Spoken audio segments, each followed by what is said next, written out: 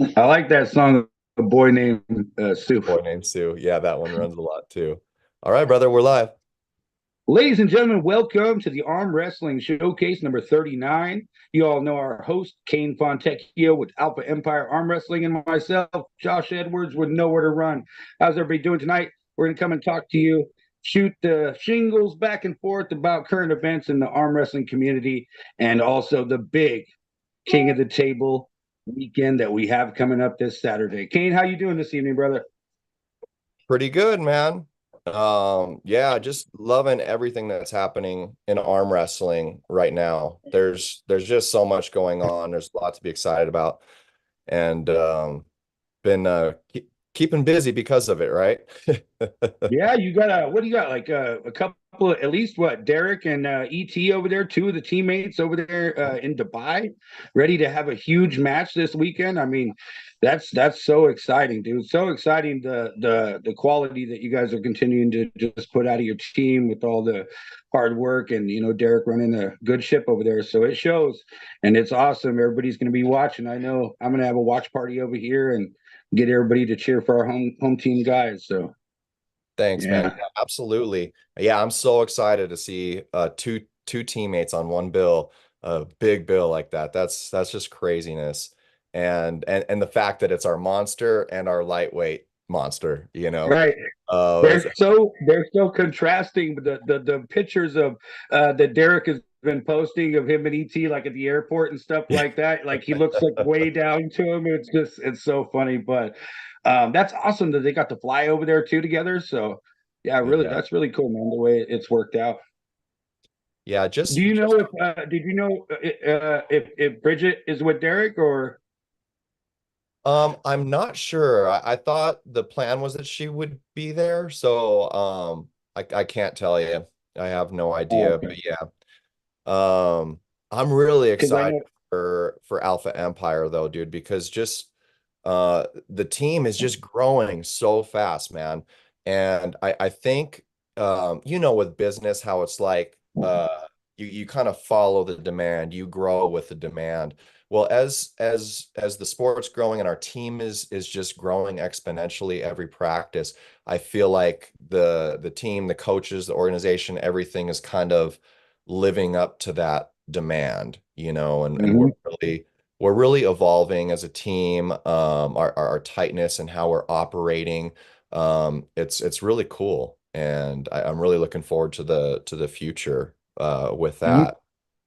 What so I'm glad you. I'm sorry, I don't mean to cut you off, but I just want to go on what you're saying.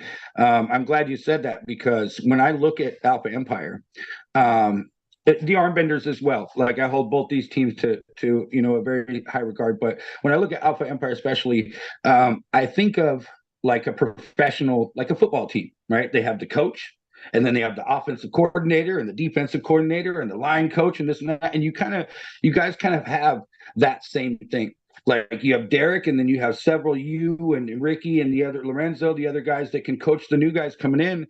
And so that now the coach can look and he knows that everywhere, okay, what's being supposed to be done is being done. And it's just really cool to watch. It's really cool that you guys all work together like that and that the new guys that are coming in have so many ways they can turn if they need help. Yeah, really cool. Absolutely. Yeah, I'm really digging the kind of organic path that all of the coaches and leaders of the team are starting to kind of like fall into. Um, it's important for an organization, an organized entity to I think recognize where skill sets, sit. And I don't think, yeah, we haven't really had like a concise sit down on what that looks like. It's just been organically kind of happening, Ricky is definitely a go-to for a lot of technical aspects with newcomers. You always see Derek with the day ones coming in. And Derek, he deals with all different types of athletes on the team at different levels, but he's typically the guy when we've got, three friends just came all together. You'll see him right away at that table with them, going over all the safety and, giving the fun motivational stuff. And as things get a little deeper, Ricky's a great translator of that, of technical aspects. And he won't ever call himself a coach, but I think he's important because he's that skinny dude on the team that everyone gets to learn what power feels like, and get humbled to the idea that there's a lot more to the sport. The lane I've been slowly falling into is obviously lightweights. A lot of the lighter weight new people, we seem to gravitate towards each other. But things like hit training, we don't have a lot of people on our team that hit, and Ready Goes are a monster all of its own. But yeah, I'm just real excited about that. And just the way everything's been kind of coming together in Southern California with the Arm Fest, dude, SoCal Arm Fest. It's because it's not just our team, bro. Like the compound, all these different teams that we try and get around and share the love and learn from each other. And a lot of these teams, it's like I'm really impressed by their training styles. And their organization is spot on. They're all really, I think everyone is really stepping it up with the demand of arm wrestling. And then once a month, we get to go to Arm Fest and just, let it all lay out and have a fun time. You know what I mean? Yeah. But Speaking of that, I think it looks like I might be at the next one. We'll see if everything works out. But yeah, Dan Wardlaw asked me if I would have a left-handed match with him, ooh, and I like that match. Yeah. there's no way I can say no to him, right? Hmm. Um, and so I was like, yeah, I told him if everything works out and the time works out. And then Hodzi hit me up and asked me, he goes, "Hey, are you having a match with Dan?" And I told him, as long as the timing works out, I will know soon. And he goes, "Okay, I'll keep you kind of like on there and to be determined type thing." So if it Right. doesn't happen this one, it'll definitely happen at the next one. But it most likely will happen at this one because I usually can make it everywhere. Have you gotten much training in or gripped up much with Dan? Yes. So Dan and I, Dan was at the first tournament that I ever went at in Tahoe. Um, and then I linked up with Dan.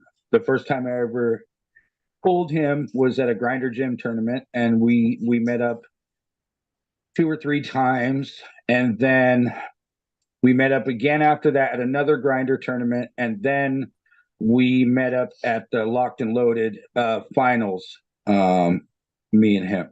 And so, yeah, so I've pulled him several times.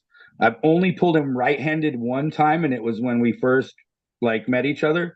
Um, and then after that, his right has been injured. He hasn't really pulled with it for quite a while. So every other thing that I've done with him has been left-handed. And yeah, I mean, he's had my number every time. We haven't, let's see, the last time I pulled him was March of last year. So it's been quite a while. But it was, oh no. Well, so the last time I pulled him was the finals, Locked and Loaded. So 2022, November. Mhm. Was the last time I pulled him, which I've came quite a long ways since then. I'd like to think, but back then he was even impressed with how much closer the match was. So I feel good about it. I feel good about my chances. But Dan's the man. I mean, he's been in the sport for forever. He's a world champ. He knows all about the game. And Mhm. so it's another one of those I'm like, what?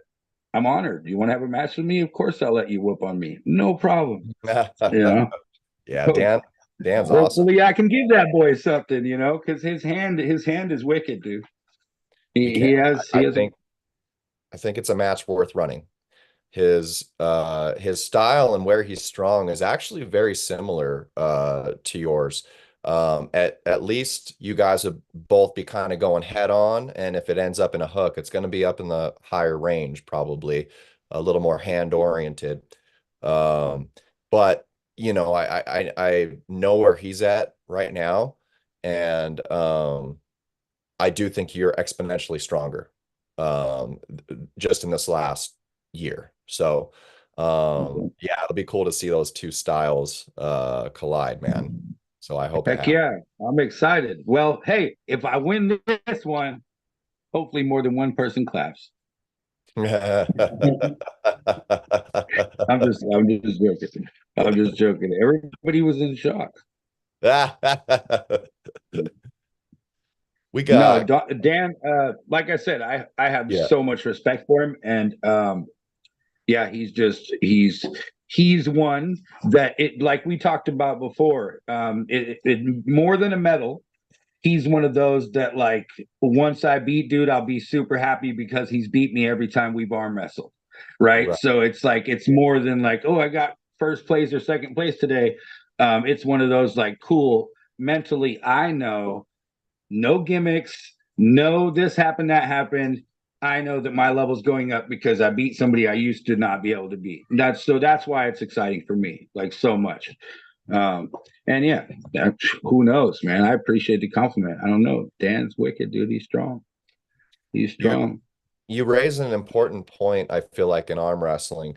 There's this constant struggle where like all the ships are rising. We're all getting better. We're all getting stronger. So when there's that person that may have been getting the wins on you a year or 2 years ago or for, your career, as long as you both have been training, the general consensus is you both are getting stronger. You both are getting better at arm Right. wrestling. So that's Right. so that's the tough part is when everybody's serious about the arm wrestling and they're doing it, that's when the little things start to come into play that could affect training over time. Just those little things.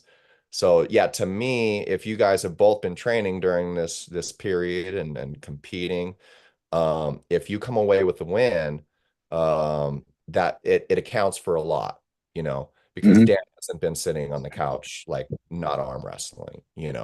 Right. Right. Right. Yeah. No, it definitely means something. I know that you have to have there has to be a couple of guys for you like that, right? I mean, at least one or two like guys that, you know, you get that win on them one day, it's gonna mean a bunch, right? Absolutely. Yeah. The Yeah. ones that have already occurred is hands down Don Mormon. That was an important one for me. And John Dabo was a biggie for me, especially being like new into the sport. I knew who he was. I had a lot of respect for him and what he had accomplished in the sport. And that's the whole reason I called him out in the first place was this innate belief that even though I was young and new in the sport, I'm not going to level up unless I give myself the opportunity to lose to somebody who I Mhm. respectfully think is better than me, you know? And yeah, I remember like that particular match, I think was set 3, 4 months in advance. And I trained my ass off, dude, like really hard just because of that. So I think those things are important. There's three of us. I want to say, well, it might be four, probably a lot more than I think, but at least the ones I know of. Myself, ET, and I think Gabriel Young. I think we all had Allen on our list. I know Ricky Ramos did too. He had his super match with him in San Diego.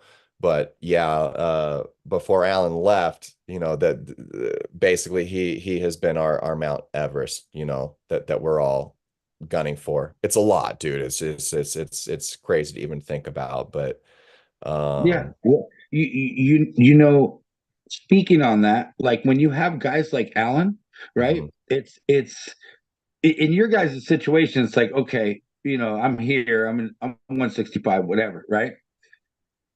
Just a few months ago, when I was looking at those things, it's like, who do I have to look after in this class? I need to drop down. mm, I need to drop down. If this guy is the Everest, and we know Yeah, what those different levels as they get bigger go to, I'm like, yeah, dude, I need to go down a little bit to where the Everest is like, Ole and things like that, which is still incredibly insane. still But I'm just, you know crazy. what I'm saying? Yeah. Like I Yeah. would not want to be in Casey's position where my Everest has to be Derek in California. That's Wow. that's an uphill climb all day, man. Think about that. I mean, Yeah. that's like then Derek's been in the sport for a decade, so then it has to go through your head. Well, like, man, I need to at least put a decade in. You know what I mean? Like, yeah. So that's tough to get to those spots, and those they, that's why it's so cool because the guys who mostly got there deserve it, like by far. Right. And there's some that come in natural super heavyweights off the bat, and some of them are even strong, and it might be reasonable for them to compete with a lot of the, top 10 in the state. What I like about Derek's situation is he was like a 205 or 210 guy, I think, when he got in the sport. Obviously, Really? oh yeah, He was that light? he was a basketball player, dude, and he was light. He was a string bean. He was skinny. Wow. But Wow. obviously he has the frame to fill out to a, Yeah. Yeah. full super heavyweight. But what impresses me about that scenario is he could have stayed 205, 210 and just, potentially dominated for a very long time. He was good at that weight. I've talked to a lot of my team. I never knew him at that weight, but I've talked to a lot of people that did. And if he got beat, it was almost like you wanted to applaud for the other person who's not even on your team, just because how big of a feat that is. But Right. he decided, no, I want to be the best in the world. And if I want to be the best in the world, I got to beat the top dog super heavyweight out there. And that's a big, That's so cool. you gotta have balls to do that. Yeah, you really do, bro. Like, and then I mean, when you think about all of the life changes that he's made, right? As far as training and lifestyle and eating and gaining the right weight and doing all these different things. Um, so far, he's obviously doing the right things. He's doing the things that it takes to look like a professional athlete, to act like a professional athlete. And I'm sure there's still plenty of room for improvement, which he Mhm. notices because I've heard him say it, and he notices that you can always get better and you can always tighten up things and this and that. But he's one of those guys who you can tell that he just takes it. He takes it serious enough. So yeah, that's awesome. That's awesome. I hope it happens. I definitely do. I mean, it's one of those things, just human nature. Before I knew Derek way back when the whole talk about Corey West and the North America and Derek in North America and all these other guys, and they were up from the beginning, in my personal opinion, I said, out of everybody that they're talking about, I think Derek is the one because of the frame. Just because of being 6'8", he has so much more potential for growth and to add things and the leverage than 99% of the people coming to the table. So, you put in that work, and yeah, you can literally see that he could be an unstoppable force. Like he could be LeVon level, like if he makes his whole life arm wrestling and doesn't have time for anything else, like some of these other people do when they're government subsidized and things like that. Right, but right. but yeah, he was my vote. Like I was like, dude, Derek looks like, when you look at him, he just looks like a monster. He looks like the guy. He should be walking out with a belt. And Mhm. now look at him. I mean, now he's going against one of the most famous arm wrestlers in the world. Matt Mask is incredible, and he's like, the same size as Devin, basically a big giant dude, just a little bit shorter than Derek. So how that's going to be exciting, watching Derek go against another guy that's real big, or at least tall, that can maybe come close to matching leverage or whatever. Um, it's cool, man. It's so cool. Because if he wins this one, which I think that he can, and I think that he can make it look easy. I really do. I think that even though Matt's incredible. It's one of those matches where it's like, if Matt wins, it's going to be like the quick, "Ooh, I got you," like flipping type thing. Yeah, like Um, caught him sleeping but somehow. if he doesn't, yeah, I think Derek can bully him, and it's no disrespect to Matt. It's just, where I think Derek's at as far as the power, right? So, and if that happens, right, where the sky's the limit. Like now he Hmm. just beat like one of the most famous arm wrestlers in the world. Now he's 2-0 in his last two pay-per-view matches. Now he's on a winning streak. Yeah. Now the motivation is happening. So yeah, I mean, that's what I'm watching for this weekend. That's like my main thing I care about, is to see it, you know, to watch Derek beat Matt. Yeah, yeah, I can't wait for it too.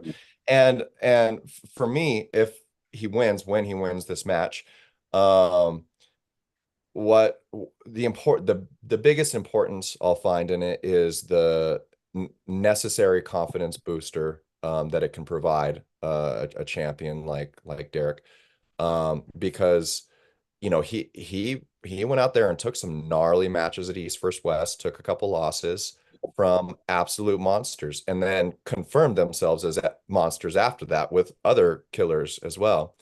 So right now, he's got his recent win at East First West, and if he can come away with this win with Matt, I think it's an important dose for Derek, because I think to know what the rest of us know. And it's exactly what you said. To me, it's an inevitability for Derek to be the best in the world. I don't question it at all. Like you said, his size and frame and the potential therein.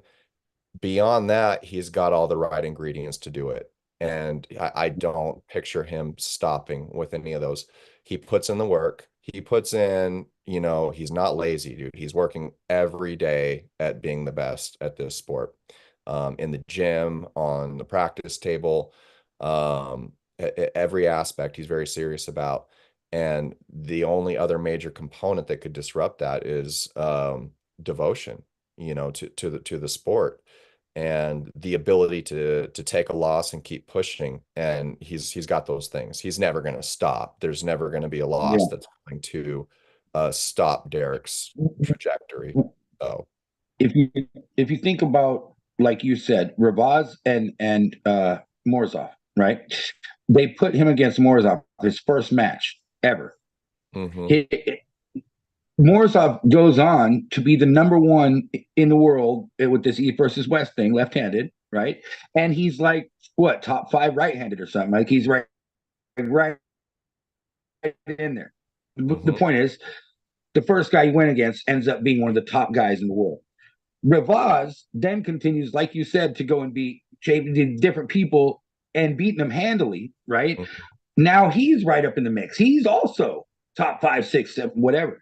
So, in my opinion, at least so far, he's already gotten his hardest matches out of the way.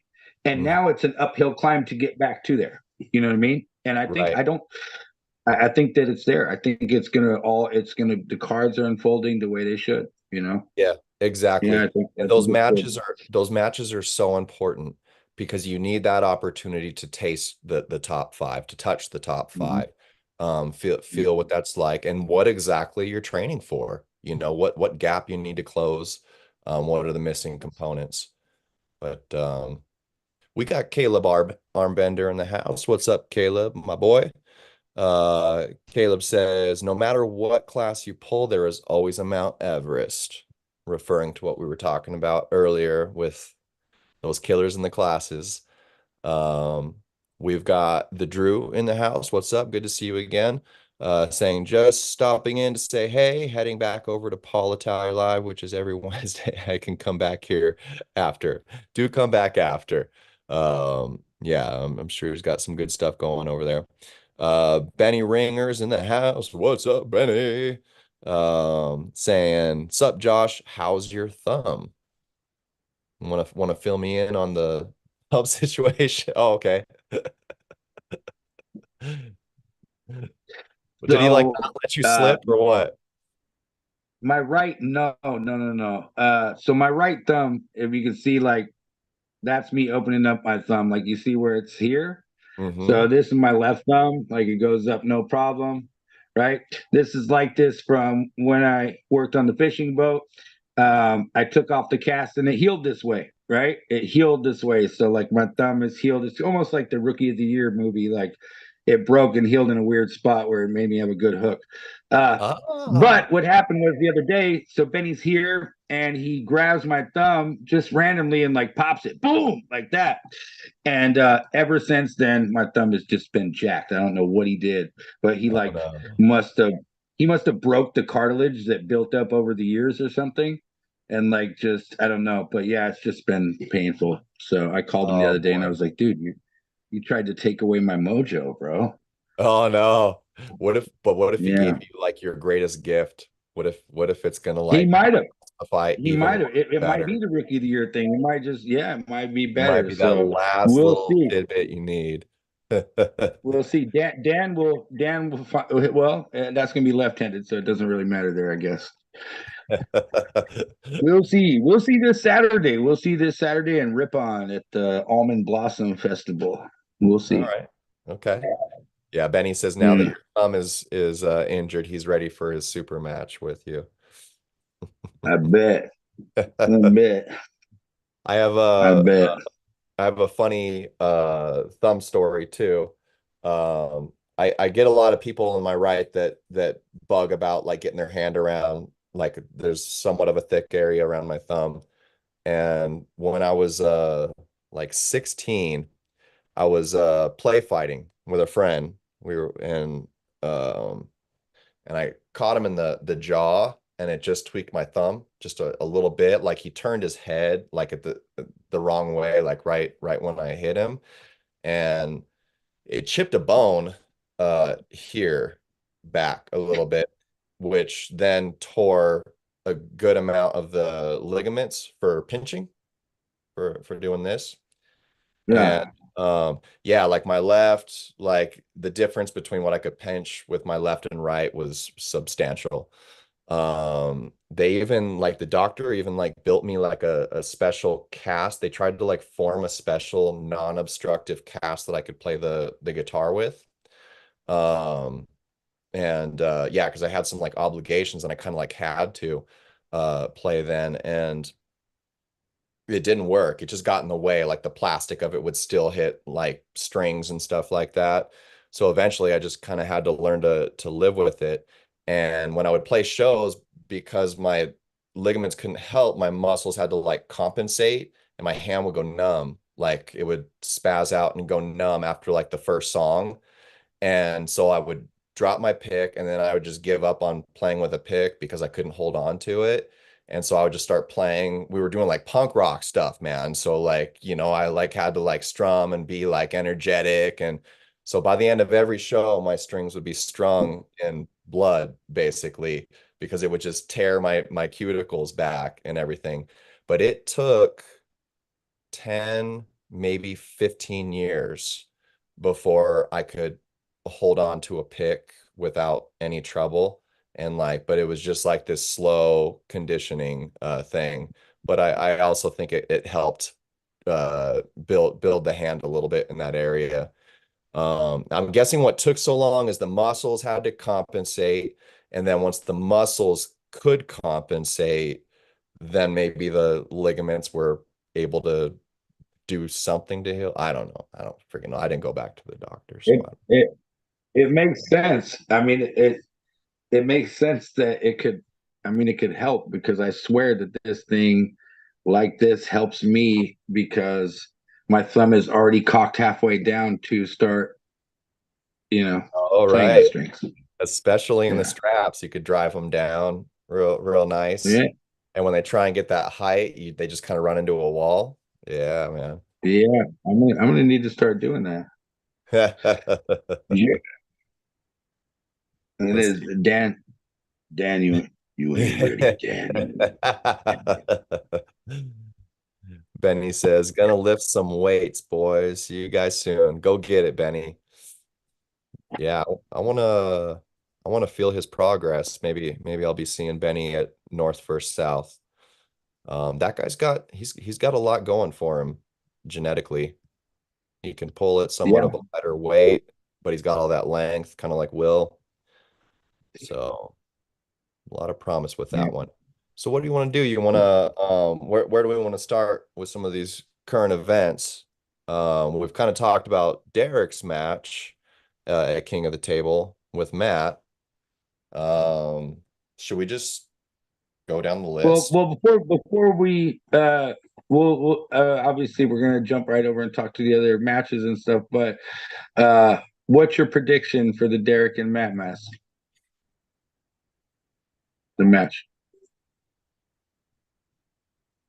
I I predict that the stronger prediction for me is, oh, this is King of the Table. It's best of 7, is it? I think Okay. so. Yeah. Yeah, I'm gonna go with 4-0, and Matt does decide to do the last 3 rounds just for fun. Um, but the only, my potential prediction is that it's what would it be? 4-1. Yeah.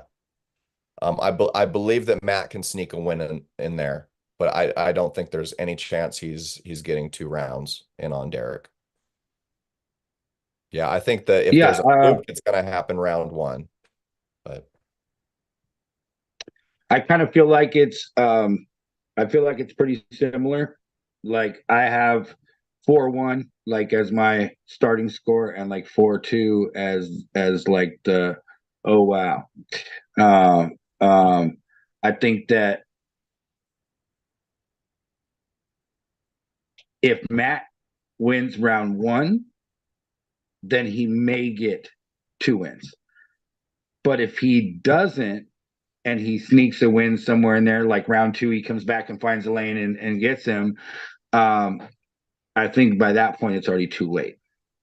If that makes sense, because I think that Derek, again, like the styles make matches. I think from what I've watched of Matt is he doesn't seem to have like he has endurance, but he doesn't seem to have like a really high level endurance. When he gets in a bad spot, he seems to be really dead the next round.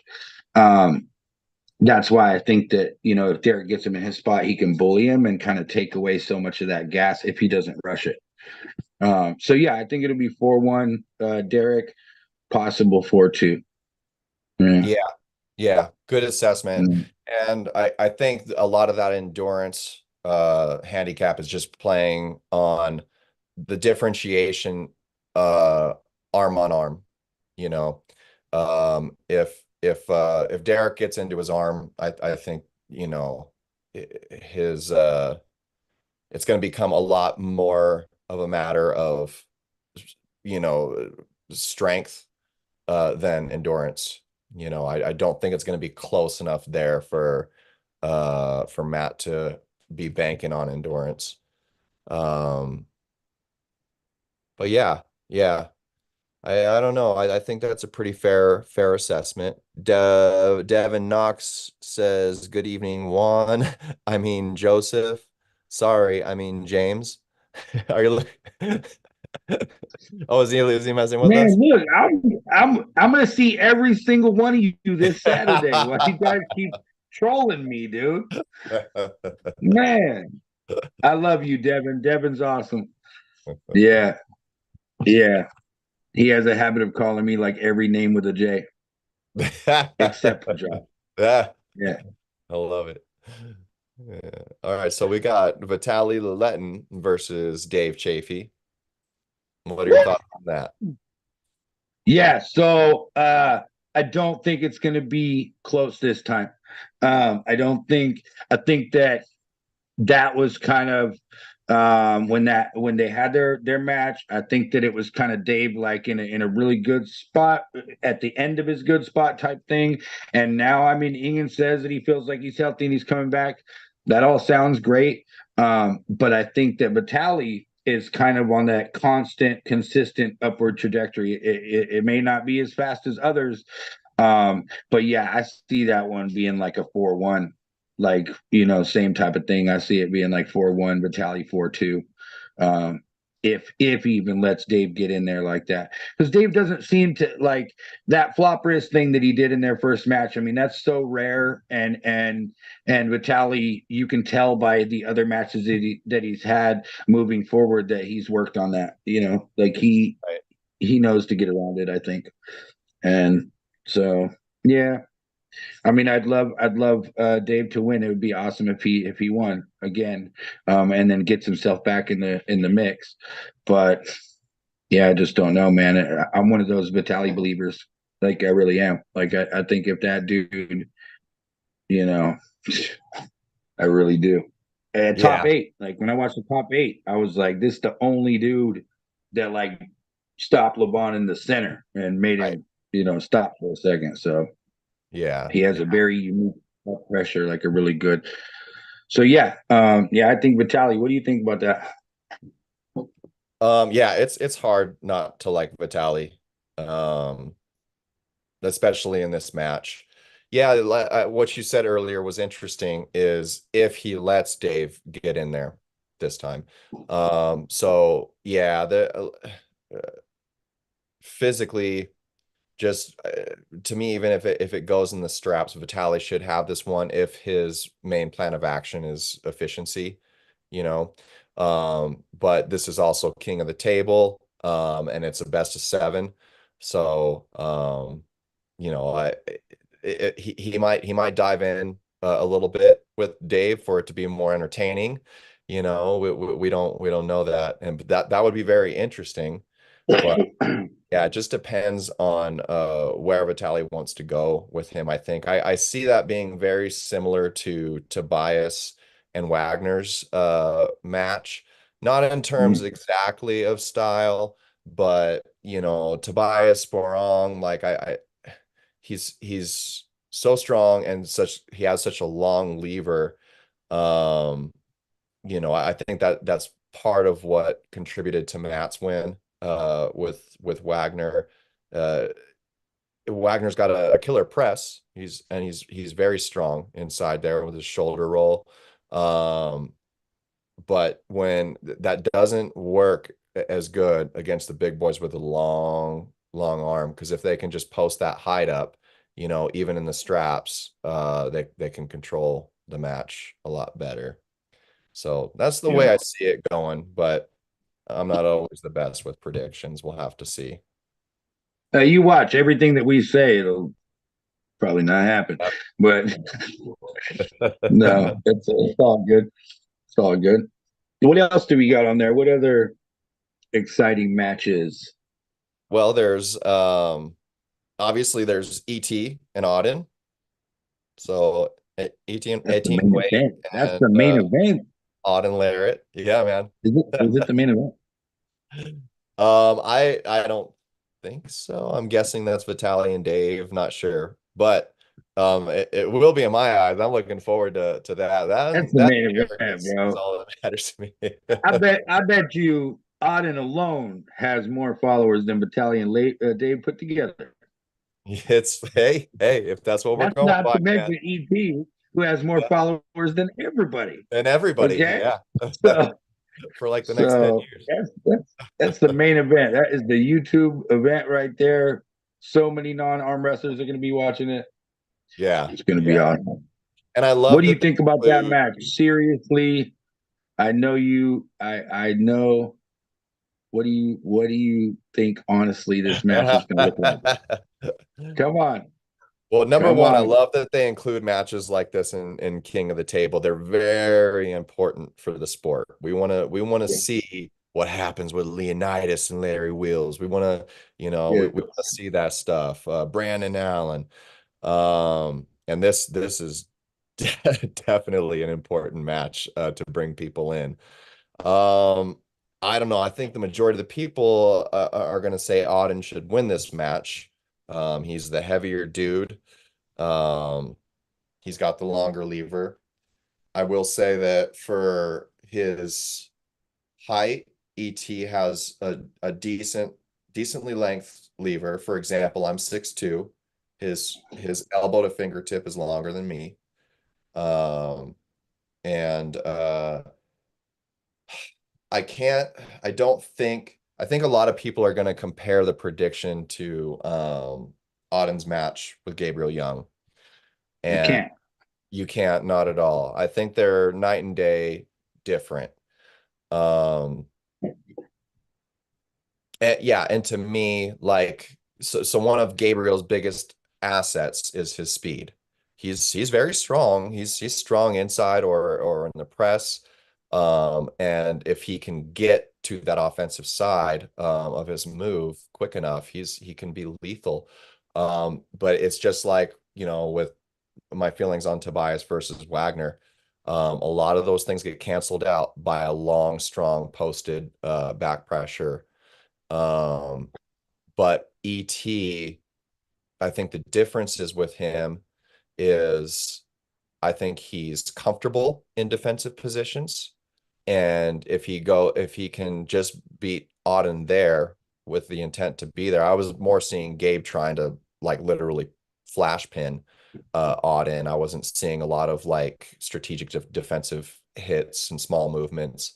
You'll probably see a lot more of that with ET.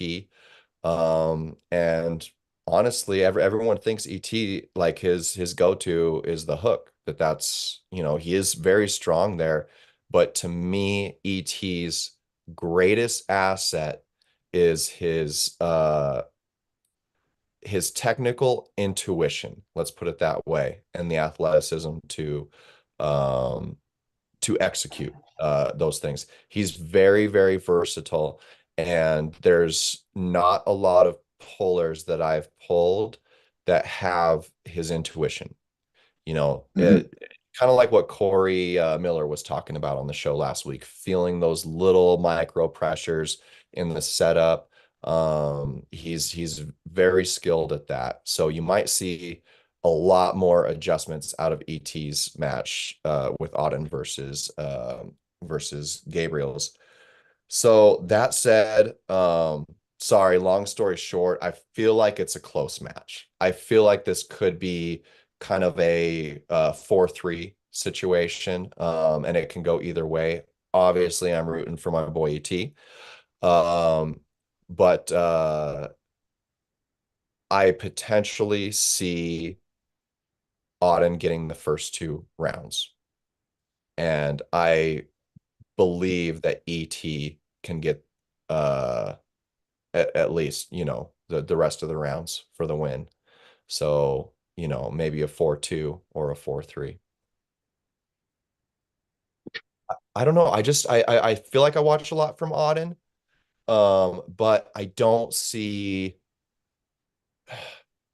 see him overpowering a lot of people that he pulls in a particular movement, usually posted or high and way outside. Like So a dad. right, exactly. It's hard. It's a little different, but it's still in that like, realm and working the Yeah. hand up high. So to me, like I'm weighing that a lot against ET's versatility and more multifaceted skill sets that I actually see, with ET in matches. So, what do you think? Yeah. They're both impressive. They are both impressive. Yeah. Um, it's one of those things where it's kind of like there's so much unknown, and then there's the little bit that we do know.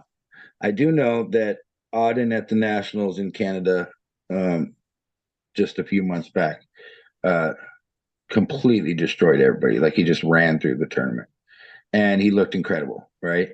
Um, then you look at the Gabe thing, and it's like it said, like you said, you can't really compare the things. Um, I do think that it's one of those where Auden has to win, because if he doesn't, and you're that much bigger than this guy, and you're that, like on paper, you Right. know. Right. Um, but I do agree that from my experiences watching ET, he I watched him pull Caleb and then come back and meet him the next round and completely make an adjustment and it looks different.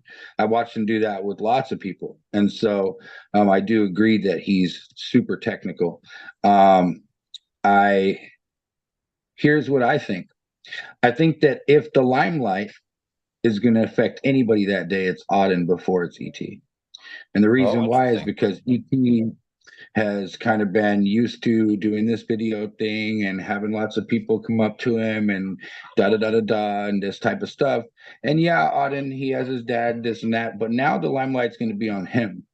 And also, not having his dad there, I think that also plays a mental thing on Auden.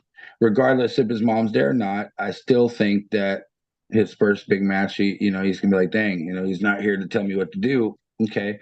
So if there is that situation where, adjustments are made, maybe he completely catches him, to where, he gets to him mentally. And maybe you do see him, telling him something while he's holding him. I think that if Auden wins,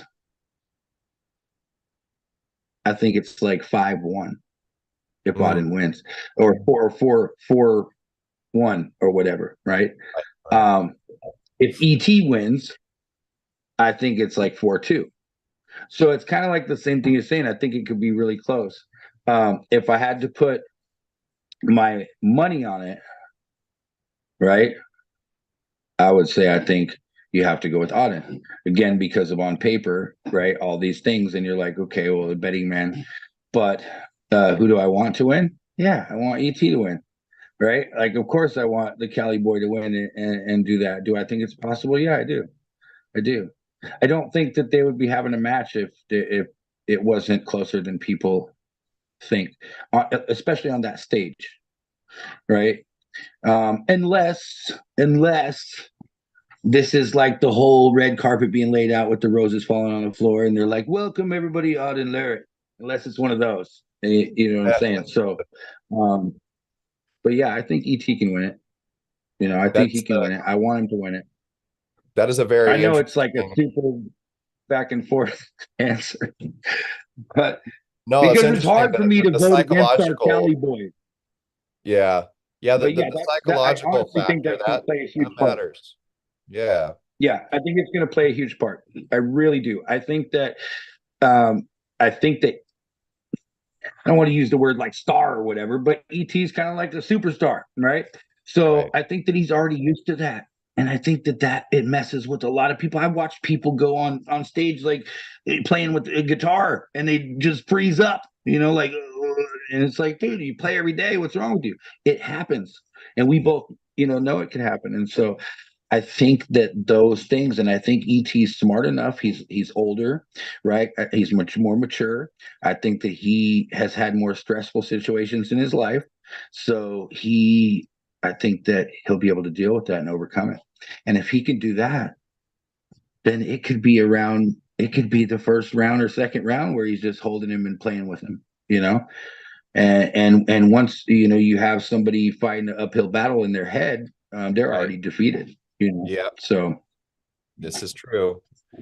Huge component in arm wrestling. Yeah, I truly believe that. I try and talk to some of the new guys on our that come in on our team that want to start competing, how big of an aspect that is. I love when talking to, like, if I'm at an event where we've got some of our amateurs competing in an amateur tournament, like, I try and be in their corner and help them. But what's interesting is there's some really good, strong people starting out, and you could see it in their eyes when you're trying to, like, hey, okay, just hang in there, make this particular adjustment. They're not hearing. It's like they're kind of like looking like right through you. Their eyes are just so big, and like the experience is so I don't know, just grandiose, just being on a stage arm wrestling and getting called random names for a tournament or something like that. It's a completely different skill set, all of its own, to learn psychologically where to put yourself with that. I think it's huge. You brought up money earlier. If you were to place a bet on Auden and ET's match, and that got me thinking for a minute. So has Armbet ever put odds on the matches? Um, not arm bet yet, but Right. the Stake Kings does. Oh, okay. Yeah, Yeah. so if you go on stakekings.com, stake STAKE Kings, stakekings.com, you can see like the matches that they have that the money's on, and you have like a betting line and everything like that, and each slot has to be filled up or whatever before the payout happens, I guess. So like otherwise Right. you're refunded or something. But yeah, they have it kind of set up like that, but not arm bet yet. But I think that Devin, as a matter of fact, I know he just released a video and he was talking about like a lot of upgrades that were happening to arm bets. So yeah, Yeah. hopefully that kind of stuff happens. Because that changes a Yeah. lot how you bet. That's for sure. I Well, just not only does it change a lot how you bet, but it changes a lot about who watches the sport. Because if you can start to get the sport to where it's monetary and it's being a betting line is happening, now you have, the Vegas guys and people that are really into sports, no matter what it is. If it's horse racing, if it's cornhole, whatever's on the wall, they're betting on it. So right, now if arm wrestling can get right there where it's being bet on and gambled on, now you have thousands and thousands of people more that are watching this sport and they care about this sport because they have money on the line, right. right? So, yeah. Forces you to kind of like learn more about athletes as well, and the sport in general. Mhm. But yeah, especially when odds are Yeah. incorporated. If I think about ET and Auden's match, I would guess once you break out all their accolades, their size, weight, and all that stuff, um, you're gonna have Auden at 2-1 odds, probably, right? And ET's gonna Right. get the 12-1 or something like that. Um, Yeah. and ET's where the so money's at. the ET's where the money's at. Right, right, right, right. Yeah. Yeah, like, and you even think that they're close or you know enough about these guys, you're probably going to put your money on ET for that if there's that slight chance they could win. But yeah, once both of them are just an even 2-1 odds, whoever wins, it's the same payout. Yeah, you're probably going to put that safe bet on Auden. Right. Yeah. Yeah. That's only the black and white. That was the black and white answer. But then when I gave you, that's why I gave you like my in-depth answer, because that's where my mind goes. Like I think about all of the variables, and Yeah. ET is so meticulous that uh I mean I do see a very, very good possibility that that happens, that he goes in there and he wins the match. I do, for sure. And it's because of all the things we just talked about, right? If Right. Auden wins, I think it's just a move. Like, I think it's just a move. Like, if ET wins, it's going to be like, like I did everything that I need to do to make you not be in your place. You know what I mean? Um, and so, sidebar from that, adding on to that, when you look at Will and or Caleb, right, and these guys that are comfortable kind of dropping their hand down a little bit, I mean, I don't know that Auden will be able to do anything with those guys, right? Just because of styles make matches, because they don't care about like all this, and that's like you said, we kind of have only seen Auden focus on this one thing, at least from the videos that we've Right. seen. So if we know that, then yeah, there's definitely lanes where you would think that he's much more vulnerable. And I thought when you were gonna say ET's biggest thing, because one of the things I've noticed that not a lot of people talk about, but that dude is lightning quick, right? Oh, he's And very his fast. hit, Yeah. like, oh Yeah. my gosh, when he wants to hit, like he's lightning quick. So I mean, he has a lot of different things, and you watch him top roll the top of the hand too. So yeah, yeah. Yep. I hope that when he goes in there, Auden is a one trick pony. You know. Right. Right. So Yeah, really good points. Because an ET can definitely bang with Caleb or Will for sure. And that oh is a really? really Okay. really good question, really good assessment. How would it go down with Will and Auden or Caleb and Auden? You know. Yeah. Just like Devin goes in, like whoever beats Matt Mask, he's like, all right, yeah, I'm taking you on. So like Derek, is probably going to have a match with Devin pretty soon. He's going to have to. Like Devin's going to come and be like, you whipped my little brother. Now me and you have a match. And I mean, that'd be awesome, right? So, but yeah, it's kind of like one of those things. Like if it doesn't go uh in ET's favor, there's still other options, man. We're gonna take this dude down. Somebody's taking him down. Kane, you're going up there next. Somebody's taking him down. Somebody's taking him down. Yeah. No, I love the dude though. Like from what I've seen of Auden, like super impressed with him. He just has a great attitude. He loves the sport, obviously. Anytime you're a teenage kid, you break your arm doing something and then you still want to do it like the next day. I mean, he has that in him. And I could easily see Auden following the footsteps of Devin, in the future. I could see him being one of those guys who goes, around to all the tournaments and kicks butt and all that. But yeah, it's it's going to be an exciting one, man. It's going to be an exciting one. This is honestly, I think it's mainly because we have two of our hometown guys, but it's like one of the most exciting pay-per-views that I've been excited for. I Yeah. mean, even though we've had ones with like way bigger matches and all that, I mean, it's not about that. It's even when we turn on the SoCal Arm Fest and we see our buddies right there having a match, it's like, yeah, stuff like that. Like these are our homies, and they're about to go have a match. Like it's cool. So Oh it's yeah. really cool. Yeah, man. Yeah. We should see it's next time this happens. We needed to have a we should have had a special Arm Fest for this, like a huge watch party for it, you know.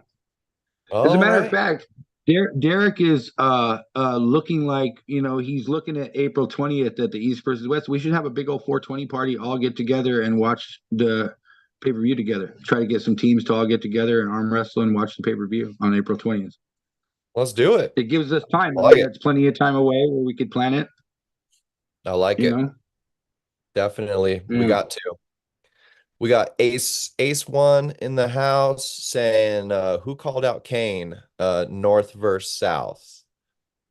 So nobody called me out. I did call somebody out, but I don't know if I can bring that up yet. I mean, you Eh, can. It's not locked in yet. So Oh, hey, it hasn't been locked. Okay. no, no, we kind of but it sounds like somebody's trying to call you out right now. Who is this? Yeah, yeah. Is that Ace? Is that Adam Eddy? Is that one of your people up there? Ace One, Ace WON. Um, I don't know about the WON, but I know Adam Eddy goes by Ace, and he's from the Bay Area. Okay. All right, yeah. I Everybody's one feel of my I guys. I Kane, feel you're like one of my guys. I feel like I've asked Ace before who they are, but yeah, let us know again. Yeah, things aren't completely locked in on my end for what I'm doing. Ace gives a thumbs up. John Hutchison in the house. What's up, John? Good to see you here. He's saying what's up. We've got Devin Knox saying predictions for Ripon Almond Blossom Festival Arm Wrestling 2024. Who's that, Devin? Devin, yeah. Predictions for our Almond Blossom Festival? There's no super matches. I That's what I predict was that wondering. I'll have a microphone in my hand and I'll be the MC for the matches. Hello, welcome everybody. Nice. That's what I predict. We got River Welch in the house, Riv Slug saying Rippin will be fun, 100% making it, so he'll be out there. That's awesome. He says, let's go ET, gotta always give love for Cali Pullers. River, are you riding with me or are you going by yourself? Ace One says, just asking for a friend. A friend. Who's up there that would want to be calling out Kane? I don't know. I don't know. I'm trying to think. Okay. It would have to be somebody probably at the amateur level, because I just dropped off the top 10 if anybody's considering ranking or something. But if it doesn't have to do with that, I guess it could be anybody. River says he's gonna take his car, so he's gonna be meeting you there. Okay. So what do we think about Reno versus Bacho? Reno Masick versus Bacho Saganashvili. Yeah, I think Reno's gonna win. Really? Yeah. Okay. Yeah. Yeah. Yeah. In what fashion? If Bacho gets one, it's 4-1, but I think it's 4-0 Reno. Yeah, Wow. I think Reno well, if you watch him against Makarov, like, and I know like it's hard to compare different things, but dude is so strong, right? Not to mention like he's versatile. I feel like Bacho, we've only seen such a little bit of him, but he looked like he only has kind of that dragging, like just to the side hit move. And yeah, I think Reno's gonna win. I think it'll be easy. I don't Okay. think Bacho's as good as everybody thinks he is. See, I think he that's just caught Adam on a bad day. that's the thing. You got two guys that the whole arm wrestling community is just hyping on cloud nine. Mm-hmm. So it's gonna lay out a lot. Um, I Yeah, want but to. one of them they're hyping over one match, What's and the that? other one I said one of them they're hyping over one Macho. match, Right. Yeah. and the other one, they're hyping over like a consistent, upward trajectory climb and just showing prodigal, success. Like the dude is like he looks crazy. Yeah. Again, I mean, hey, everybody, anybody, but yeah, my money would be on Reno on that one. Like I said, if Bacho gets one, it's a quick, fast sneak, and Reno adjusts, and it doesn't happen again. Okay. Yeah. All right. Yeah. I think that's a fair assessment. Um, because I'd have even less to say about that one. For me, it's very informational. But it would be even more telling for me to see both of them in a lot more high level matches. Mhm.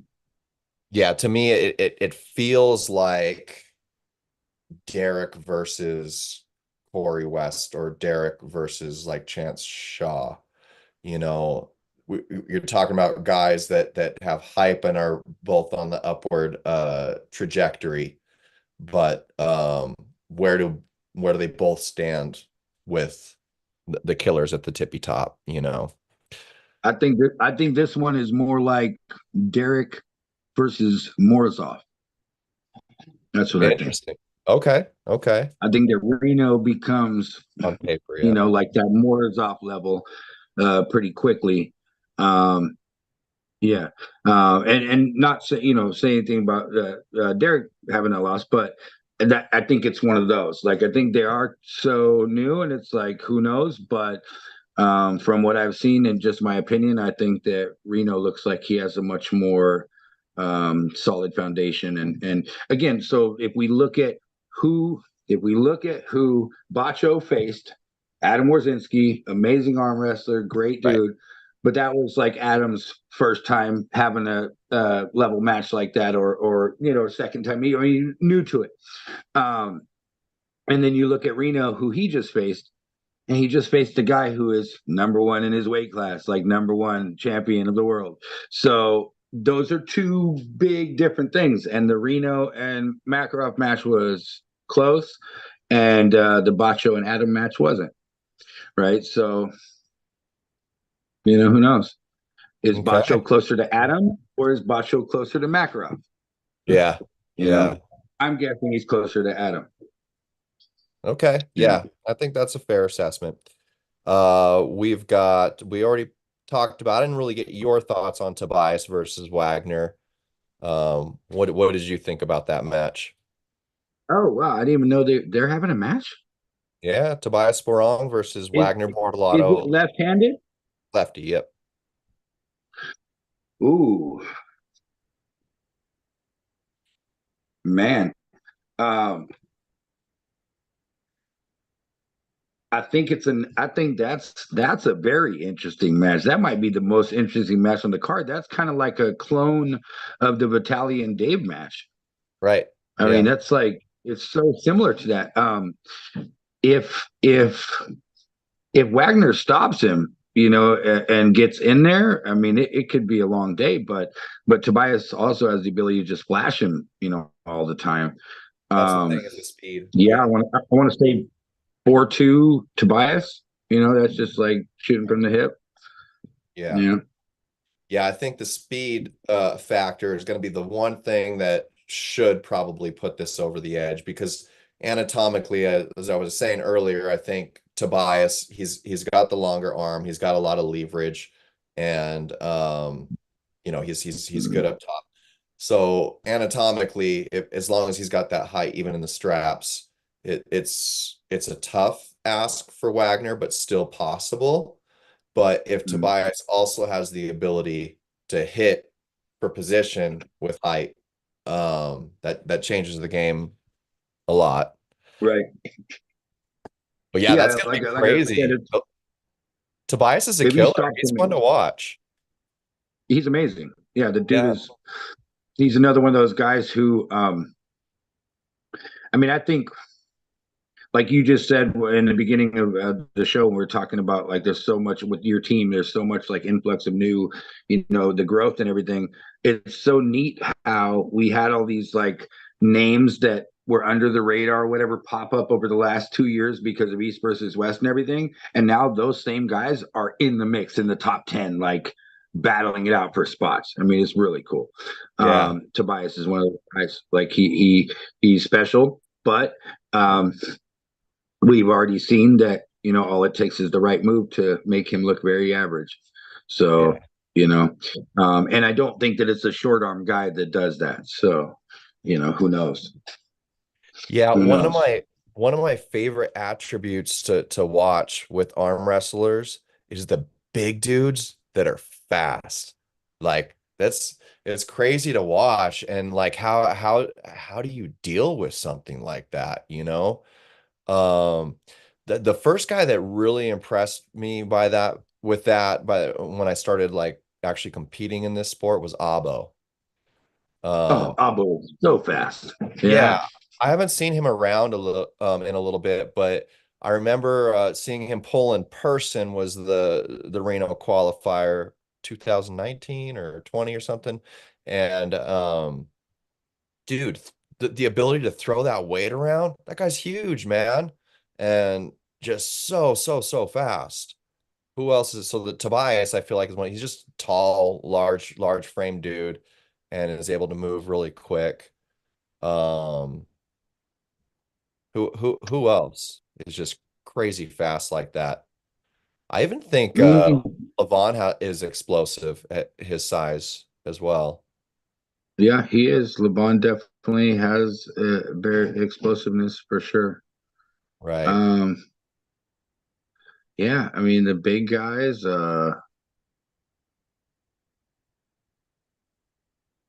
We have one of my It's hard. team we have one of my team that I want to see more of. He's one of our vets on Alpha Empire, Dennis.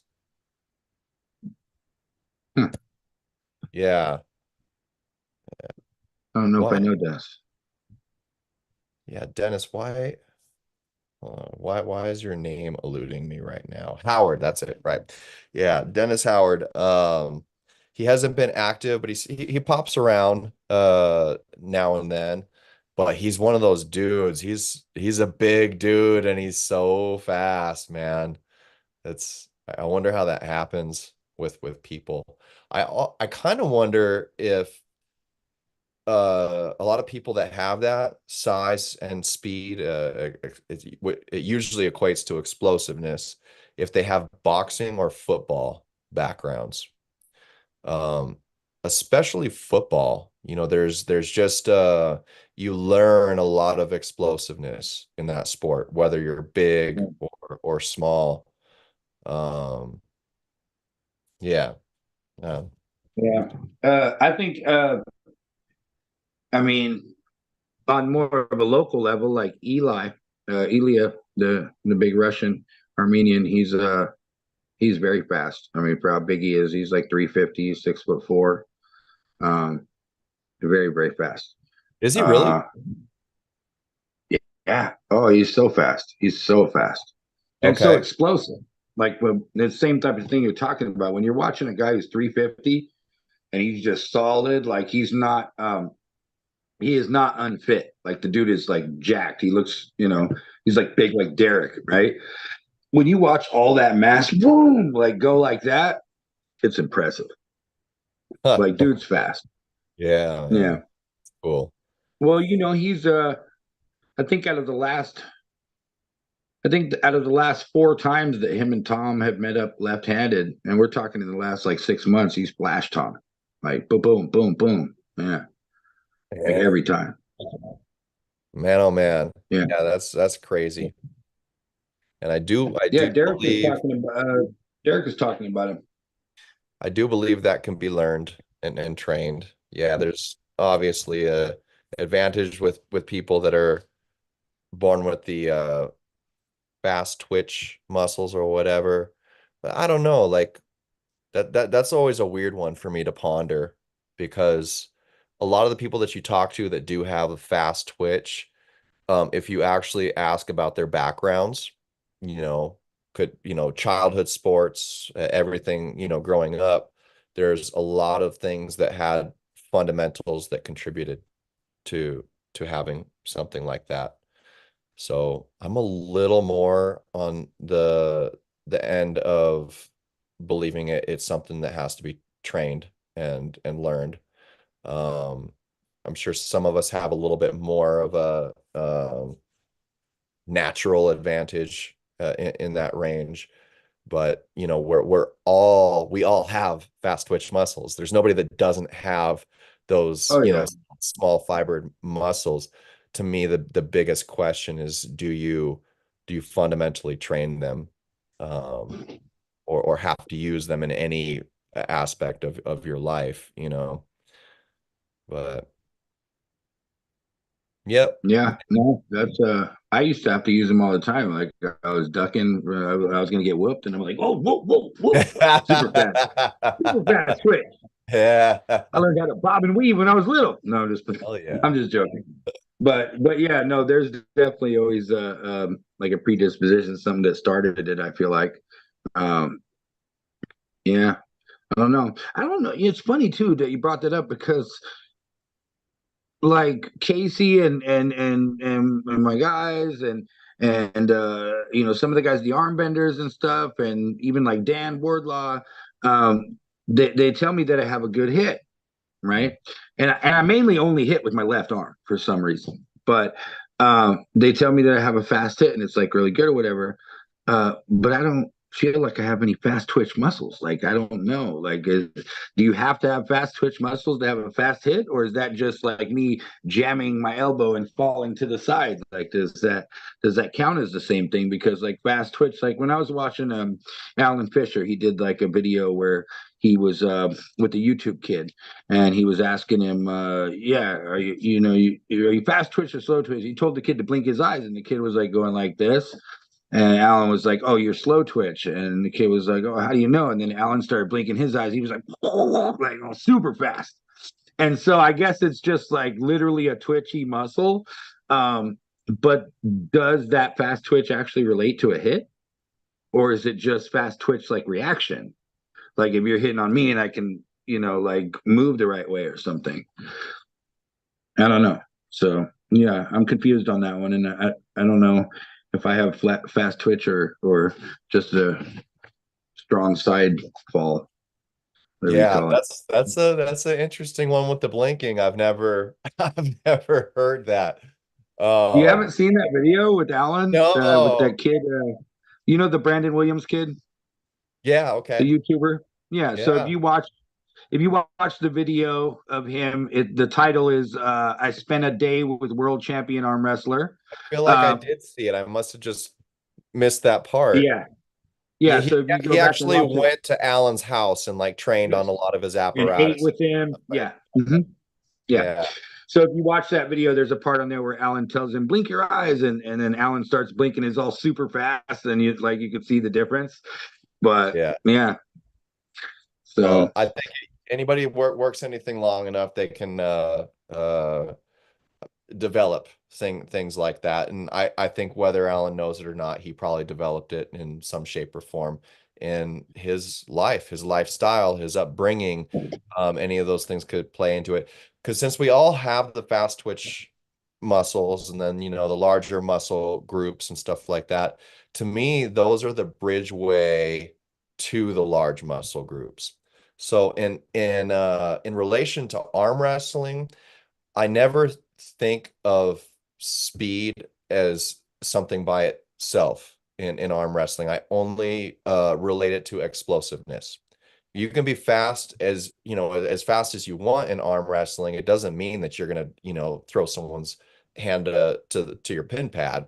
You're just gonna run into a quick wall being fast because we're usually fast the limper we are. Like if you don't engage your large muscle groups, if you access your fast muscle fibers first, from a relaxed position, mhm.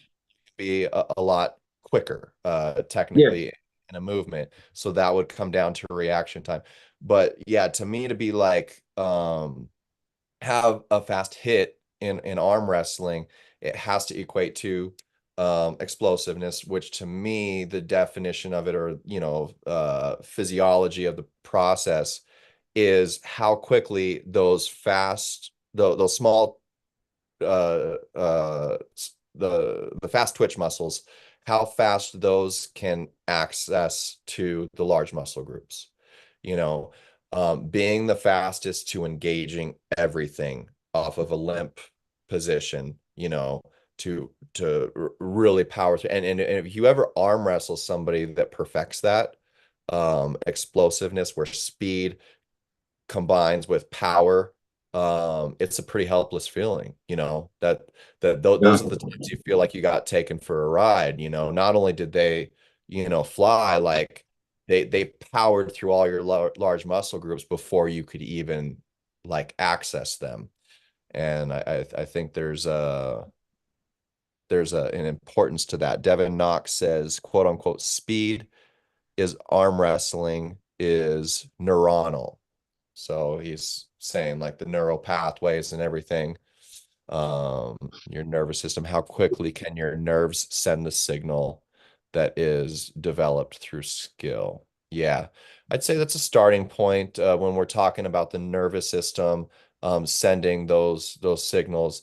That's the reaction time that you're training. You're training, you're ready to go, how quickly you can press the start button, but everything for it to work, I feel like from that start button has to be that physiological process of effectively accessing all your large muscle groups at the same time. Yeah. No, For I agree example, with if what I'm you were going, saying. But yeah, if I'm gonna hit like in a hook, right? It's going to be how fast can I access my chest connection?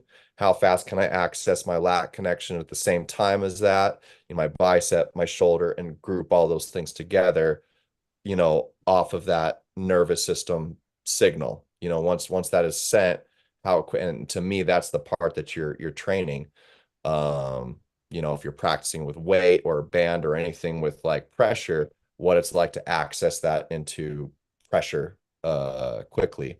If it's a top roll, and you want to be fast at hitting straight back, the muscles that you're sinking for that are different. But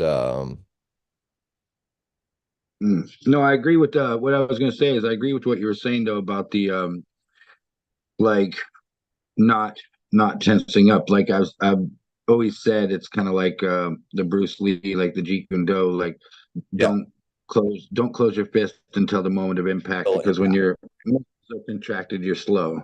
So like even how the thumb plays so much of an important part, like turning the hand like this. If you know how if you're ever practicing with somebody, you just arm wrestle like this without closing your hands, and you can still apply all this pressure here. So Right. if you can keep your hand, just so loose, not contracted, and the hit, and then whatever your move is at the ending, or not necessarily the ending, but the moment of necessary impact, where it's like right where it's going to be the most force, like that's where I'm going to hook, or that's where I'm going to top roll or whatever. But that initial, like you're saying, I mean, you can be twice as fast, Yeah, yeah. easily. you um it's like, have you ever tried to tighten your abs and run? No, that sounds horrible though. Try it out. Really? It's yeah, yeah, it's very weird. So Yeah. yeah, or like the same thing. So like Bill Bowerman, he's like, the guy who made Nike's Oregon track coach, whatever. But he would always tell his runners to tighten their butt cheeks, like under their pelvis, and that's how you run. Like you're not fighting your body's natural mechanics. So it's kind of the same type of way. Like there's a lot of things that we can notice on the table where people are doing that. We're fighting our own mechanics, we're slowing ourselves down, we're stopping ourselves, we're tensing up before we need to, and making things. So I do feel like there's a really small window where you can perfect this thing, or maybe not perfect it, but where you can dial it in so much to where, like you're saying, I mean, it's going to be hard for most people. And you do have to have the physiological, you got to have the strength, you got to have the mind to know that, okay, I need to finish with this or finish with that, and be ready for the changes. But yeah, I do think that to access that speed alone, watch Ole. Ole doesn't squeeze people's hand when he hits. He doesn't like grip up like this. He's just Yeah. floating on your hand like this, and he's ready to just go. So Right. And yeah, I agree with I that. guarantee he trains it too, with a Yeah. form of pressure. Because I mean, and that's like it's almost unsafe to especially at the pro level to execute any kind of hit without having trained what it feels like to impact, to crash into pressure, you know, Mhm. because it teaches you like uh, I feel like a lot of the power that can be drawn through accessing all those muscles so quickly is also what's kind of keeping you safe. If you're training that with weight on a cable system or whatever, firing into to that, wall of a sense or some kind of pressure, you do teach yourself how to protect yourself, like use all those muscles so you don't just snap your arm hitting the pressure. Right. Uh, yeah, Devin says, sorry, I phrased that poorly. A high resolution signal that produced a sound technique repeated diligently will train the skill that is speed. I like Devin. I like the way you think. Yeah, that does sound better. And he says start slow, focusing on keeping the technique fully intact over time. You can do that quickly, but it must be earned slowly. Yeah, I couldn't agree with that more. I think the slow part has to going through what the actual motions are breaking them down and getting fluid with those first is so important. The unfortunate part that I see for a lot of people when learning how, their movements in arm wrestling is they only practice them slow. They only talk about what an adjustment, should be in a certain circumstance in practice. And the only time or repetition that they're getting out of any of these in a realistic way is in the actual competition or a practice match or when they're dicking around trying to like pin each other. But, Yeah. what do we do when we're trying to perfect a post pattern as a wide receiver? We run it 200 times at full speed, as well. Right. We do other things, in slow, more methodical, broken down ways to kind of get familiar with that. But yeah, you have to get to a point where you're putting it together and running those You were a repetitions. wide receiver, King? I was. Yeah, I was okay at it. I was stronger as on defense as a strong safety. I was a rover, so basically kind of like the guy that floats outside the linebackers. Mhm. Um, but the skill set for me as a wide receiver was being able to accelerate to any pass. Usually if like the quarterback like overthrew it, or threw a bad pass or something like that, that was my bread and butter because when I thought I was running full speed for that post pattern or whatever, if that ball's too far, I'm going to go faster and get to that pass. But my weak side, at least when I was playing, because I was a kid, was catching the ball, getting too nervous. If especially like on the big passes, I'd always get to that damn ball, but my consistency of catching a pass was a little too unreliable. But I was pretty good. I think I was set at a Division I school to be varsity rover my sophomore year, but I ended up going a different path. But in terms of arm wrestling hits, like honestly, especially that defensive position, I feel like that helped train me for what explosiveness meant. Because the same way I like to go up to an arm, if I'm planning to hit, the same way I like to go up to an arm wrestling table, relatively relaxed and docile, so that we can, fire everything off as fast as we can, take your opponent off guard. It was the same thing for that. There was nothing more that I loved than like, both teams are walking to the line and, I would just kind of like putt it up to the line and just kind of like, and get ready for the hike. And yeah, man, when that ball was snapped, dude, I just I would go through your numbers so hard.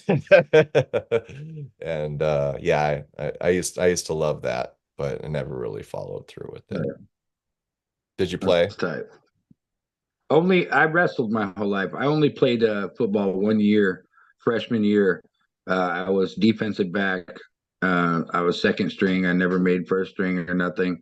And I did lose us a game though.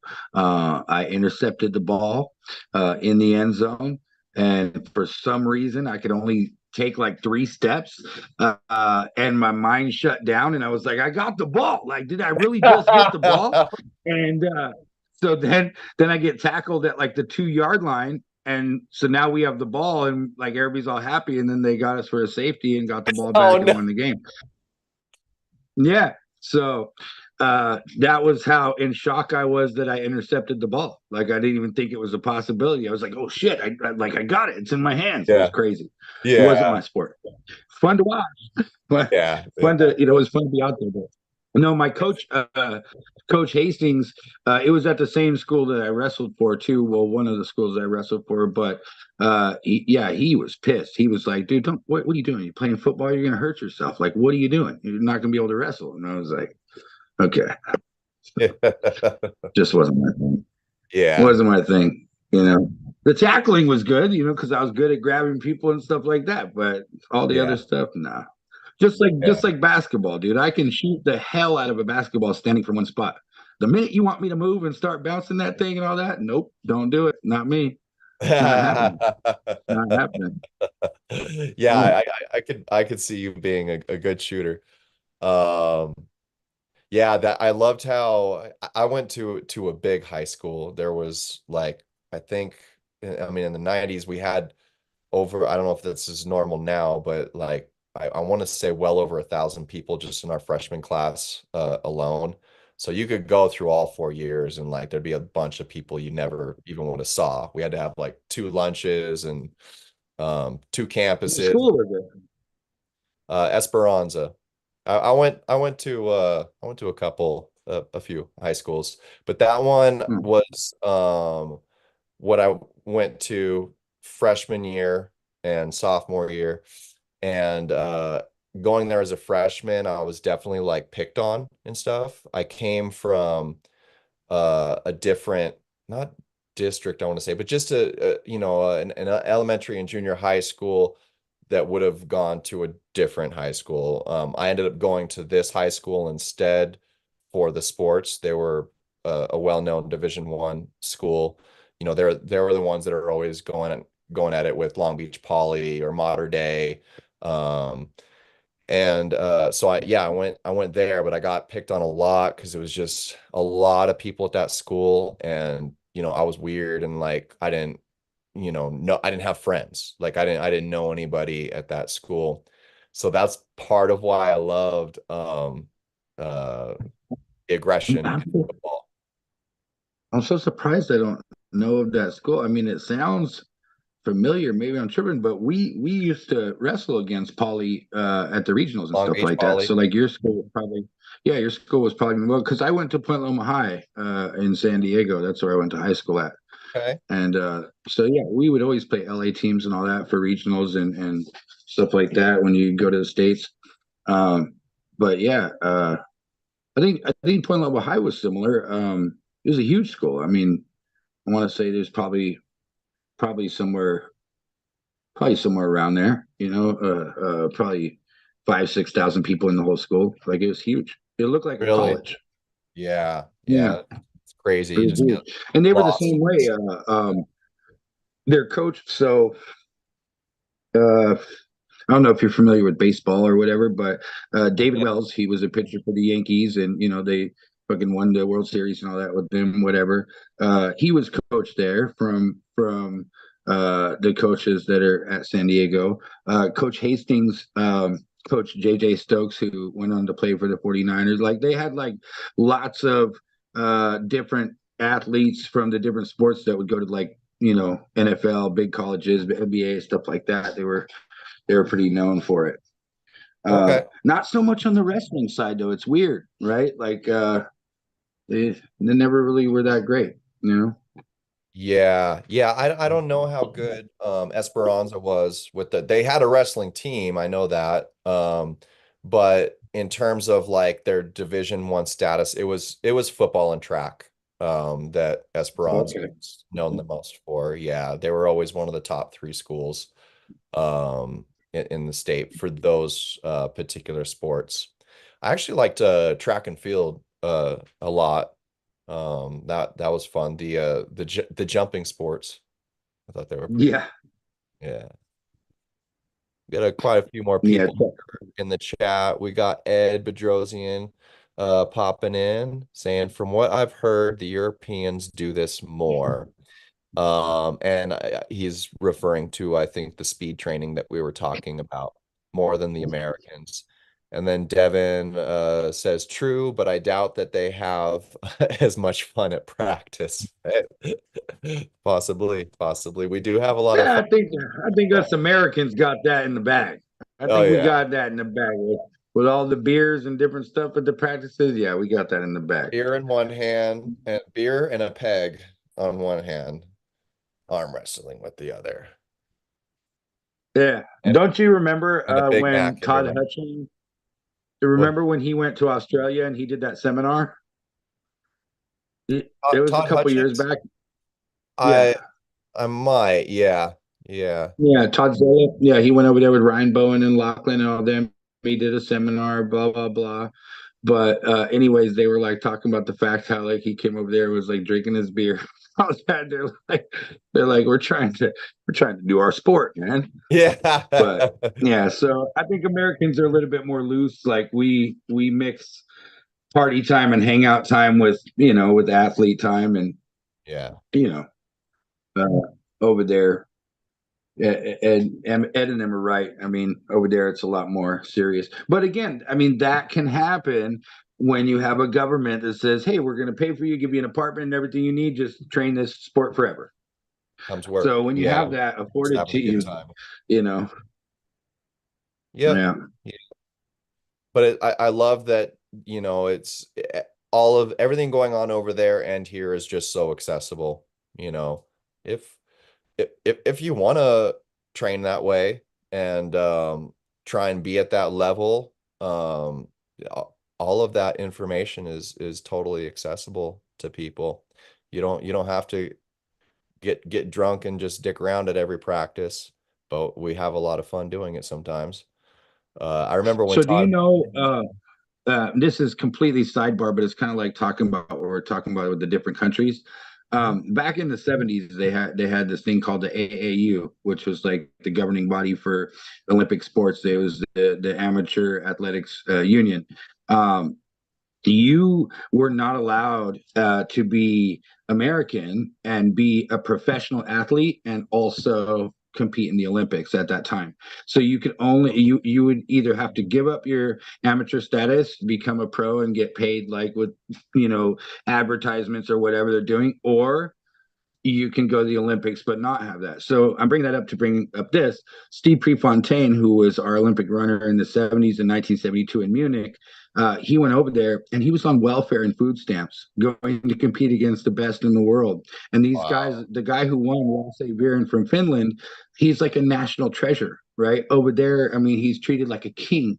And then we have our guys over here who are on welfare and food stamps, training their ass off on their free time besides their 9 to 5 job to get there. Right. So, you know, Yeah. Yeah, there's something to be said about both. 100%. yeah, Yep. something to be said about the way we treat our athletes. No, I'm just playing. We need to get on it. We need to stop paying.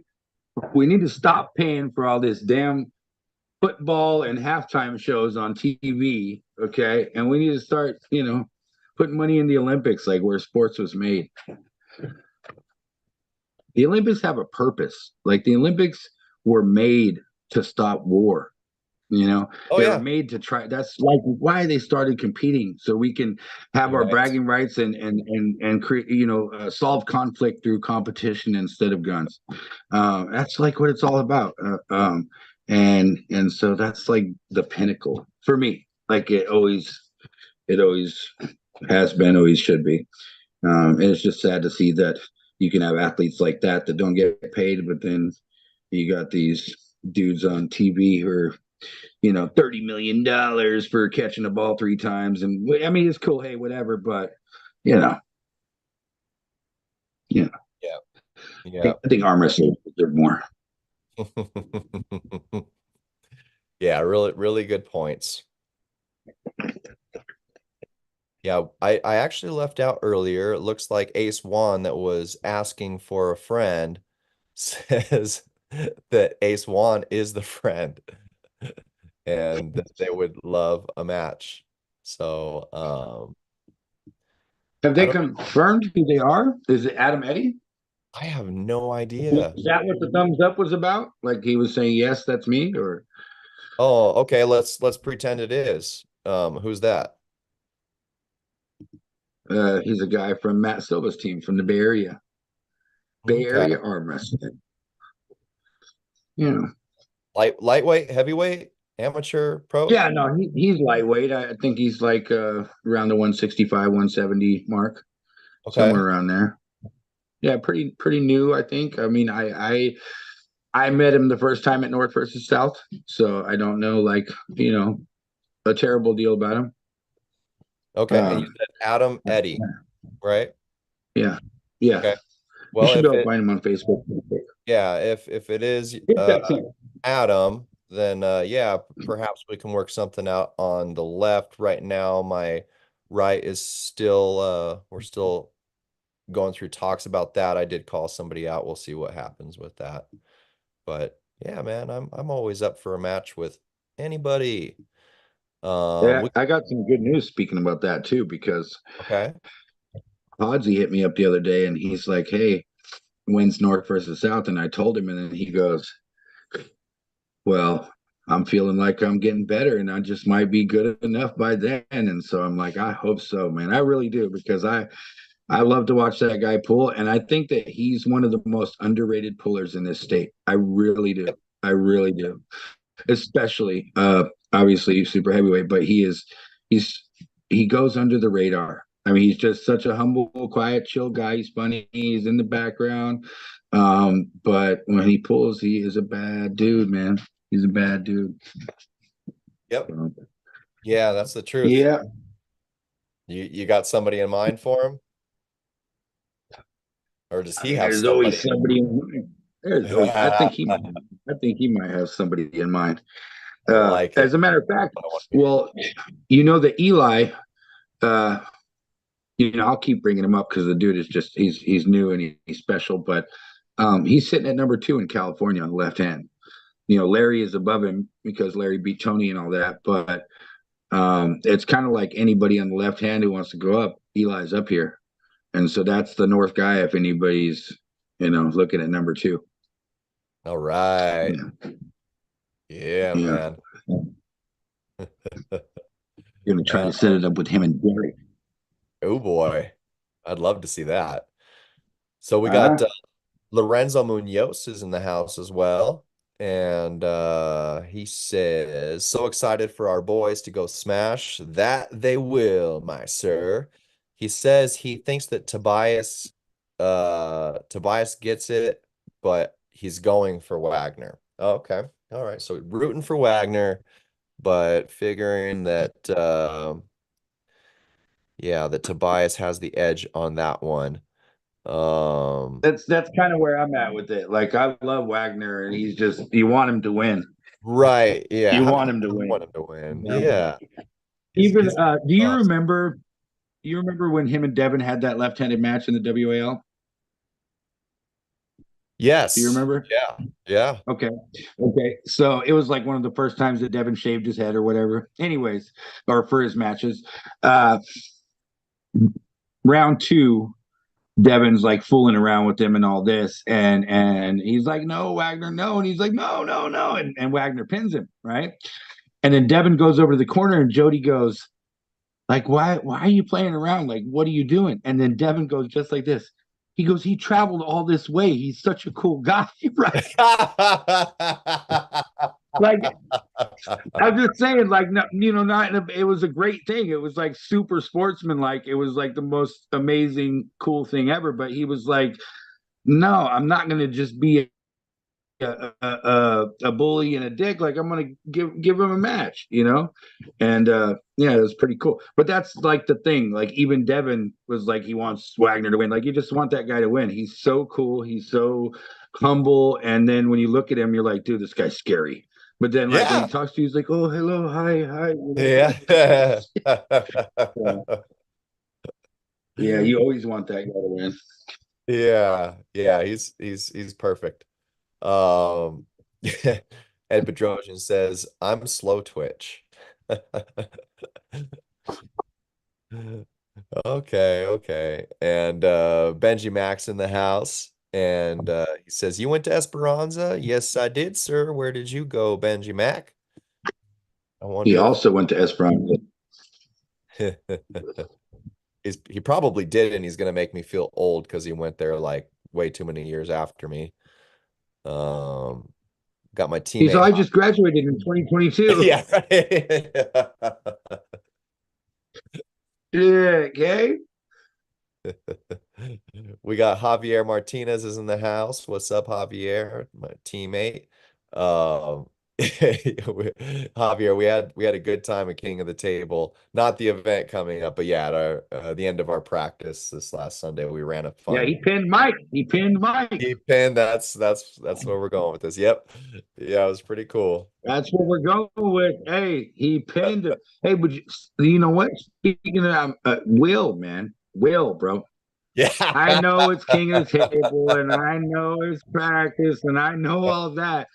But I still seen the look on Mike's face when Will caught him outside, and it stopped, and Mike was like, "Oh shit!" Like he really just caught me. Yeah. Will's nutty, dude. That dude's a nut. That dude is he's special, dude. Special guy right there. Yeah, he's Yeah. something else. There's a reason why everybody that has trained with him or has gotten to know him is just behind that guy 100%. Yeah. He's our guy. You want him to win. He's another one of those who you always want him to win. I've Hmm. never heard a bad word come out of that guy's mouth about anybody. Yep. When one of the times I talked to him, he told me he's like, "Yeah, man, Caleb's my favorite arm wrestler. Like I watch this guy all the time. This and that." And he's like, "It's so cool that Caleb holds me to this spot because I hold him to this spot too." Like just to be like that, bro. Just to be that badass of a dude and still be like so innocently humble and like, oh, it's all Yeah. good, man. Everybody's good. Everybody's great. Oh, you're great, man. Like Will's a badass dude. He's a stud, and like you always want him to win. That's why that we're talking about that match. Like, I want to see Will go across the nation, bro. I want to Yeah. see him go out there and smack some fools. Yep. Yeah, we all want to see it. We do. Um, yeah. Yeah. Yeah, he's real good. And I think he will, I think will. I think Will. Will do it. Heck yeah. Yeah, he's just kind of running his own race, and like you said, he's really Let humble. me let me ask you a question.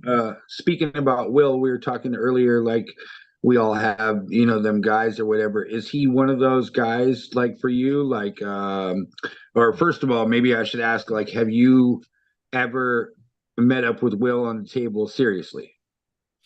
Yeah, yeah. And well, let me think. Not often in tournaments. I do have a pin on Will in a tournament. Okay. And Okay. and it was, yeah, it was fast and outside, just catching him with his pants down. But he was also, that was his least active, I think, with training and everything, period. So we're talking maybe a year or two ago.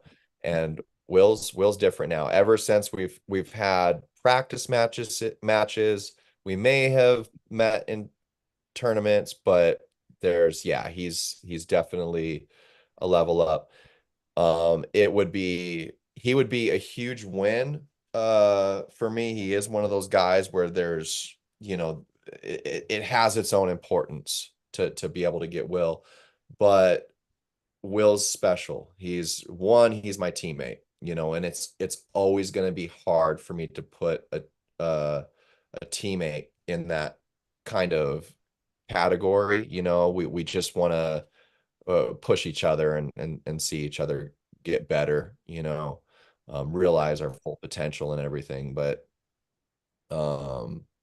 yeah, the reality is if I was ever to get, a current convincing win on that guy, that would mean a whole lot.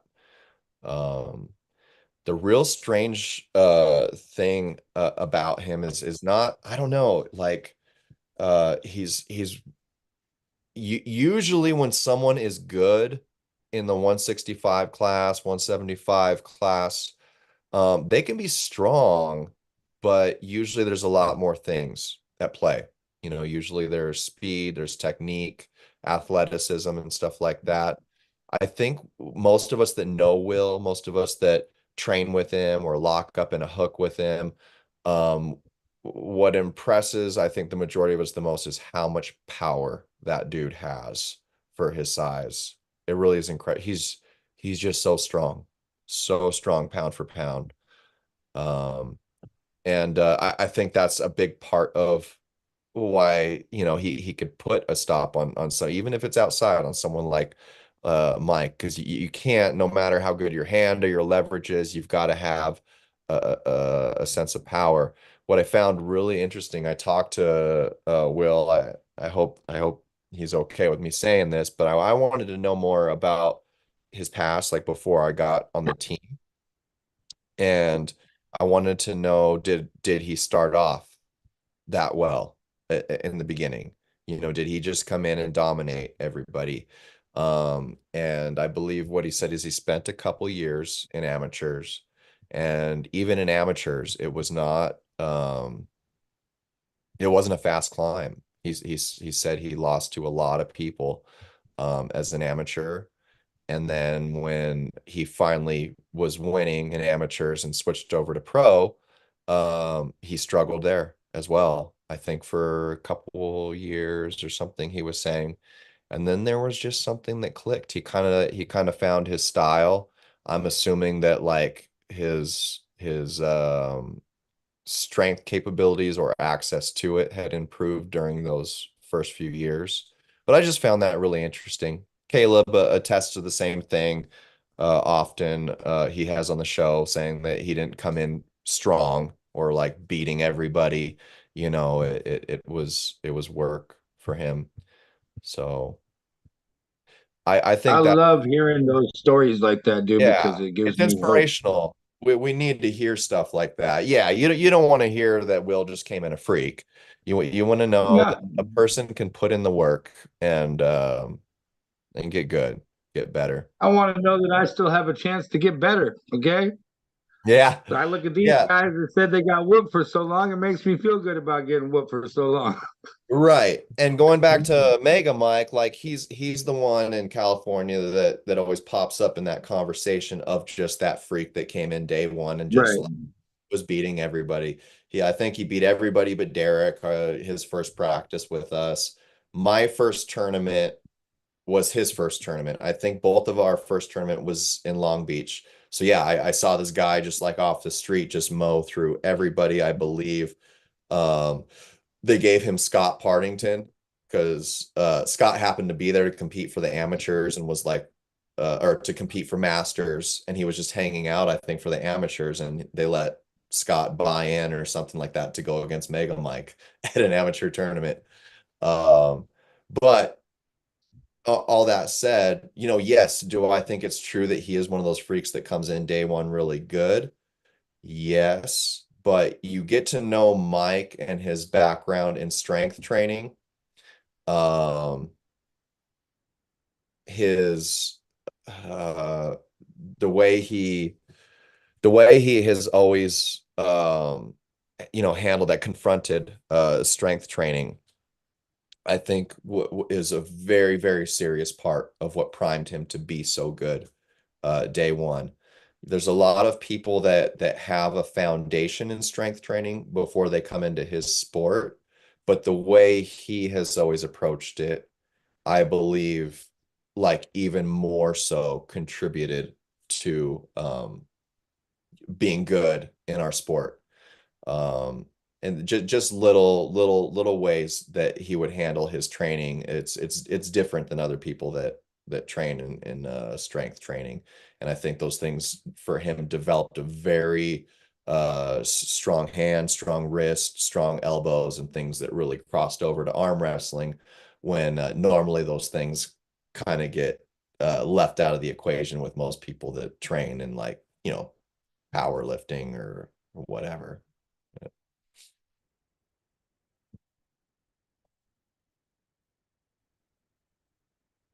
But he is a. Oops. What else do we have here in the chat? We got OMDA in the house. Saying what's up, bro? Hello, Javier. OMDA says, oh, Benjimac says, I went to Esperanza too. Kane, haha. We go at the same time. I doubt it, man. Um, I would have, if I stayed at that school, I would have been set to graduate in 99. Um, Yeah, I'm guessing you were there a little bit later because I think you're a bit younger than me. We've got Devin Knox says, I'm gonna pin both these dudes one day. Who's, who's Devin talking about? Is he talking about us? Yeah, maybe, Let's maybe. do Well, you're this. gonna have to go after Kane first because he's closer to your weight. Yes, you see how you do with me before you get to Josh. Um, Yeah. Hey, thank you, Kane, for being my bodyguard. You gotta go through Kane to get to me, and that's your hard match. Your hard match is the first one. no, no. Think about that, buddy. Sure. When you go against Josh, I want you to go right into the hook with him. Just go right in there. Do it in the straps too. Just say, hey, let's go straight to the straps. We're gonna start in a hook.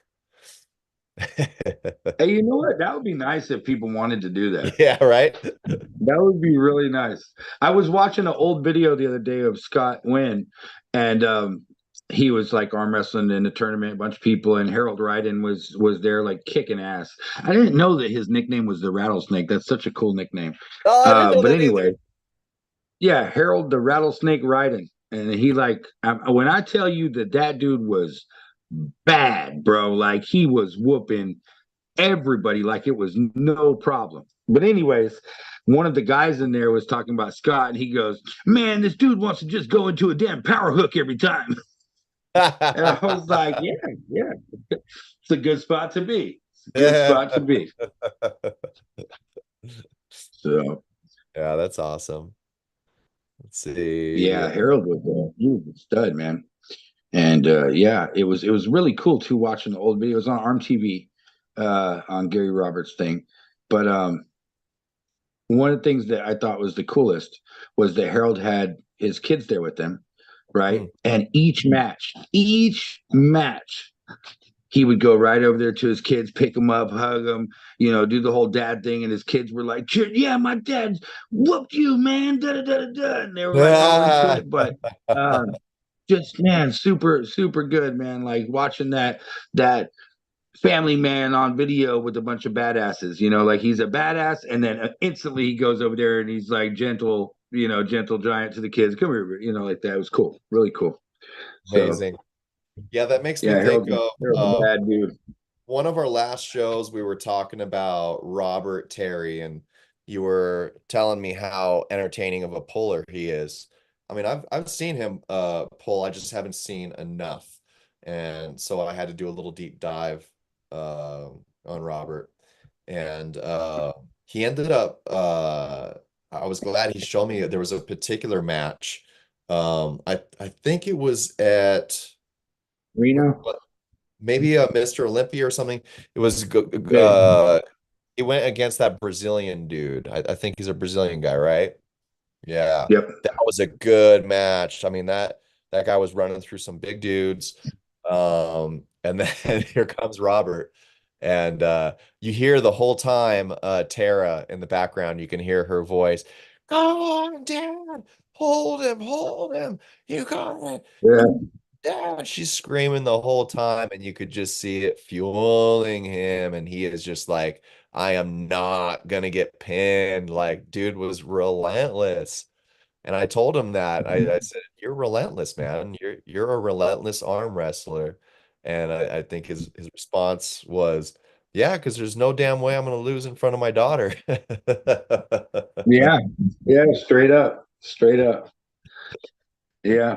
No, them two, whenever they go anywhere that I have seen them to, you hear her yelling for him and him yelling for her louder than anybody in the whole room. Like period. Like every single time they're so juiced for it. Love And it. I mean, that's the coolest thing ever, dude. Like a dad and a daughter traveling around arm wrestling together. Hell That's yeah. freaking awesome. So Yeah. yeah. Yeah, I'm looking forward to it.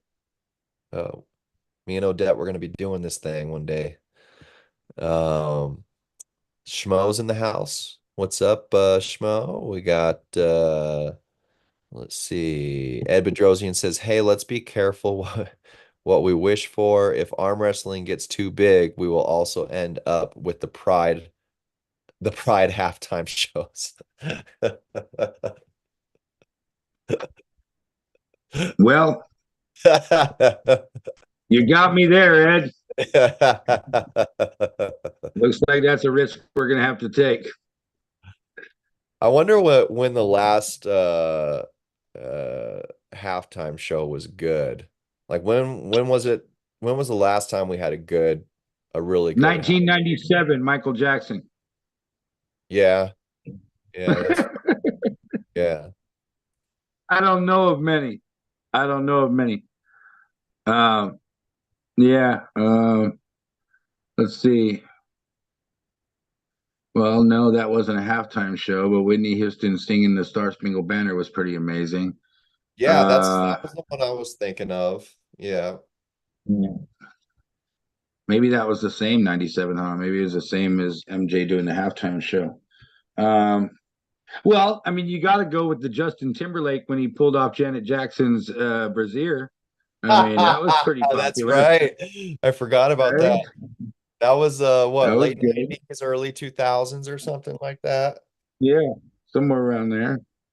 Yeah. You know what? I mean, now that you've said that and I think about it, I mean, have there been like many rock halftime shows, like real like rock concert type rock bands? I mean, like it's always been pop, right?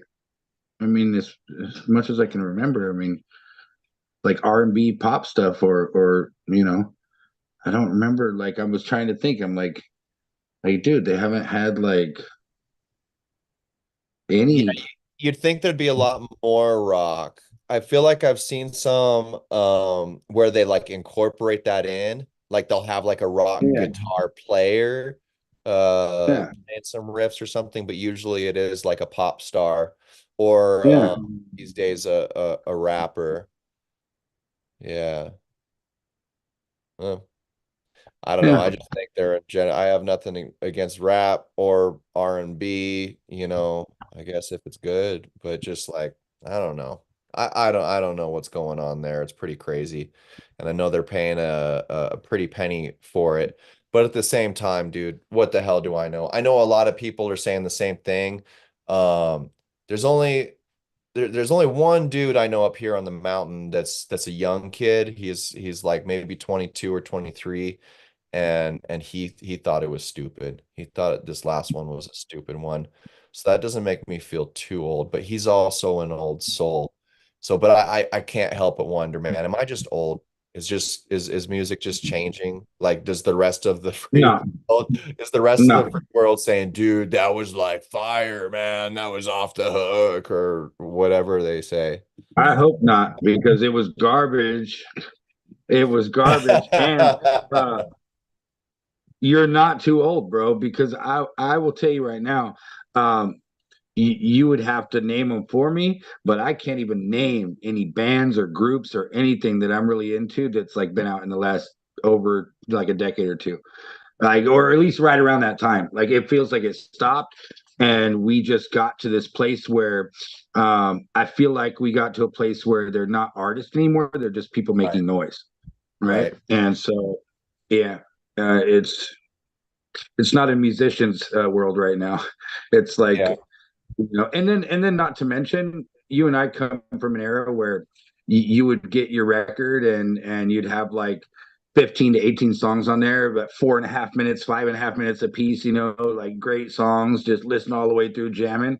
Now we're like in this culture where it's like a 30-second culture, like quick little yeah. snippet chorus dance move, and that's it. Like people don't even really like good music unless it's on TikTok, Right. or I mean, they like music unless it's on TikTok, not good music. But if they hear it on like a little meme or something, they're like, "Oh, that's a good that song. It's so good." It's like, dude, what?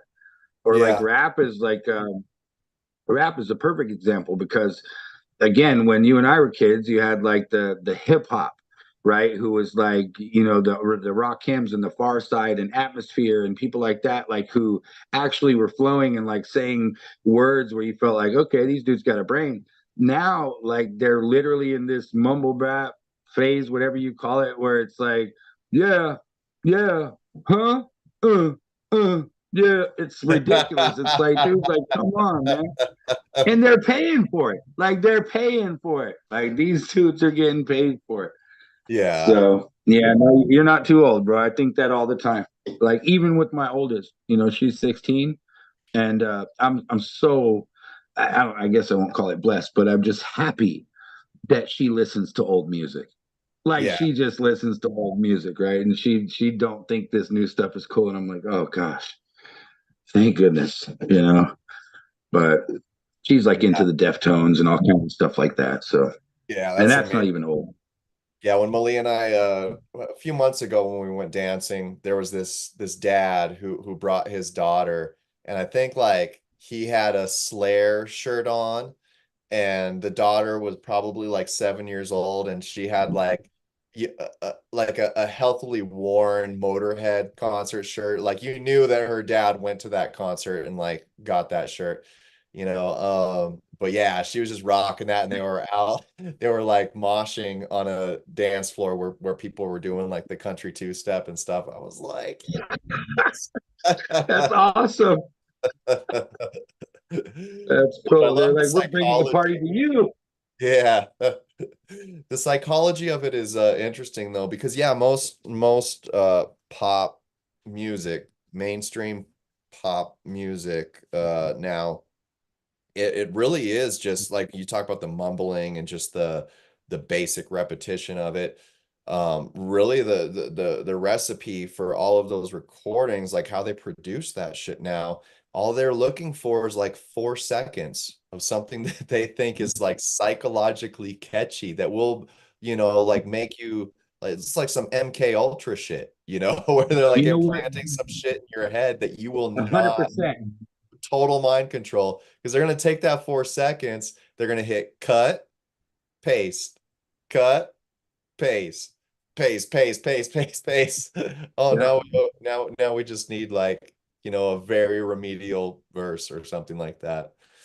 But I haven't lost faith in it. Um, uh, a lot of like I feel like what would be rock for us or like indie rock or punk from our generation is has transitioned a lot into folk and stuff like that. And there's a lot of good musicianship and a lot of it. It's just since the internet craze, I feel like a lot of musical genres have just dispersed so vastly. But Yeah. there's a few that impress me. The Dead Weather is a lot of fun. I think they're pretty Oh gosh. I yeah. love anything that Jack White does, bro. Oh wait, the Dead Weather. No, okay, so I'm thinking of something. So the Dead Weather is great. Oh, They're not that new. So what I meant was the Dead South. But I have been the best okay. show I've ever been to was the Dead Weather, dude. I saw them Okay. at the stadium. Oh my God. That was such a great show. So good. Allison Mozart, Dean Fertitta or whatever from Queens of the Stone Age. Like those dudes were just, they were all just mystical. They just floated on that stage and just like the vibe was so cool. But the Dead South is a little more current, I'd say, and they're in that folky realm. There's that Shaky Graves. I've been getting into that dude recently. If you haven't heard of him, check it out. Shaky Graves is pretty cool. Shaky Grave. And one of they call them the one percenters. Now with the whole internet thing, there's those few one percenters that are fully self-supported. They don't have a Mhm. record label or anything like that. They just killed it on YouTube. Is Okay. Larkin Poe. They're just sisters. And I mean I think they started in Tennessee or somewhere in the South as kids, dude. They just grew up playing music. So one sister, she plays the lap steel, but up on a strap, standing up, like dancing around the stage and Mhm. stuff. And she sings beautifully. And then the lead singer, the other sister, she shreds on the guitar, dude, like on the blues guitar and like rock and sings really well. But Yeah, they've got a Is lot that of their actual names, or is that the group name? Is that like their band name, Larkin it's the Poe? group name. There's some story behind it, but it's Larkin and then separate word Poe, Poe. But yeah, Yeah, they're you know what that's from? um Con Air. oh, is it?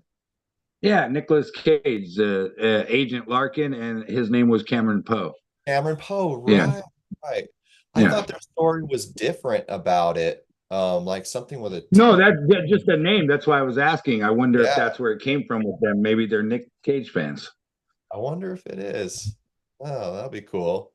Yeah, Mhm. they've got a killer song, Ex-Con. I love that one. It's got a funny groove to it. But yeah, they're really creative. They're known. I think they got their hype on YouTube doing really good covers. They cover like everything under the sun and put their own flair on it. And I think at some point once they had a decent following, they just started putting out their own original albums, and they've got a bunch of bangers. But yeah, there's a few like that give me faith that it's, there's still good stuff out there and thriving, but you can definitely say that there's a huge difference between popular music or pop music from our generations and now, you know. Yeah. Uh, because yeah, pop music was still pop music back then, but man, that shit was talented. That shit was so good, you know. The caliber of musicians was just Hmm. real, whatever. Yeah. You had to be a musician at that time, like to even make it. Yeah. So do you like Jack White as well, or just the Dead Weather? Oh, I love Jack White. I think Jack White. I like any artist that like you put them on and you're like, oh, that's Jack White. You know, They just have their kind of own sound. yeah, just a trailblazer. There's So what something about very primal about him. have you heard his other group, the Raconteurs? Yeah, I like them too. I've had their albums. I would definitely say that my favorites is the White Stripes band and the Dead Weather. But one thing I really appreciate about him is that not enough bands do that are actually trying to like succeed is he knows how to take a vision and um and manifest it into something very particular. If you look at all three of those bands, um, they're everything down to the aesthetic has been kind of premeditated in a way. The music itself and how they execute it live is very Jimi Hendrix and organic-esque, where it can be very primal and different and moving every time they play it. But the general sound and aesthetic of each of his bands has like a particular recipe. Um, and Mhm. that was one of the things that I thought made the Dead Weathers show so cool to me. They took all those things and just it wasn't just a band up there playing good songs. Like the thing that it's like they all conference together or something is that we're going to be grimy, like our sound's going to be very like dark and like grimy and really hit just overblown Leslie speaker organ, trills and stuff. And then we're going to be dressed in all black. The stage lighting is going to be like this every time. They didn't have a bunch of front spotlights to where it almost kind of like humanizes you. It was all strobing and backlights. So they were pretty much and smoke. So they were pretty much like silhouetted the whole show and like very, very dark. And it just puts you like in a different place. And then you got the White Stripes with the whole peppermint theme, which is kind of Yeah. like sound wise, followed by this real fun but you know dirty sound.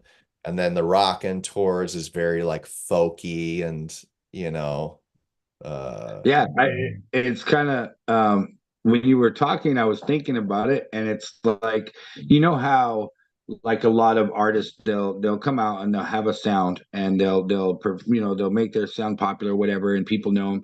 And then they'll try something different later, and you'll have so many people be like, "Oh man, he switched up. Now he's trying to Right. do country or whatever." Yeah. Jack White literally figured out a way to do that without people saying, "Oh, he switched up." He's like, "I'm Yeah. just going to come It's up with true. 3 different fucking groups, and I'm going to be able to do, like you said, with the Deadweather, that's this type, the folky type with Racketeurs, and then his rock esque with White Stripe." I mean, yeah, that's a cool thing, you know. And each one is completely different. But I brought up Racketeurs because I'm wondering, have you ever heard the song "Consoler of the Lonely"? Oh yeah. Yeah, that's a good one. Yeah, that Yeah, that one it's cool. it's like a story, Yeah, I love the format of the song because it doesn't follow that cookie cutter pattern of your typical song. Instead, it has a starting point and an ending point. Very right. cool. Yeah. Yeah. Yeah, I like his stuff a lot. And then he did Under Blackpool Lights. He did the rendition of Jolene, and that shit was amazing. Yeah. Amazing. Like, you have to watch it live. Like, the live version of it. Like, I know they have an album version that he redid the song, but that concert when he did it live, it just something special about somebody that can, you're a musician. When somebody can scream but hold the tone the whole time and like fluctuate, it's very hard to do that. Yeah. And like, he just did it so perfectly. I mean, the pitch that he hit while the vibrato was in there, and it's up and down while keeping a scream, like, what I was just like, I don't know how he's doing this, but it's like, oh my gosh, I never even thought that song could sound that cool. And I love Dolly Parton, right? Yeah. Now But you're talking like, about the live he version did. where he did it out in the open forest. No, no, no, no, no. Under Blackpool Lights, in the same Oh, place that you know yeah, the under Beatles played. something like that. Under the movie, the documentary or whatever, right? Where they did Oh, a no, no, whole no, tour of Canada, or no? no, no, no, no, no. Okay. If you just go on YouTube and just type in Jack White Jolene, Yeah. um, you'll see him. He's just wearing a black T-shirt. He has his long hair in his face.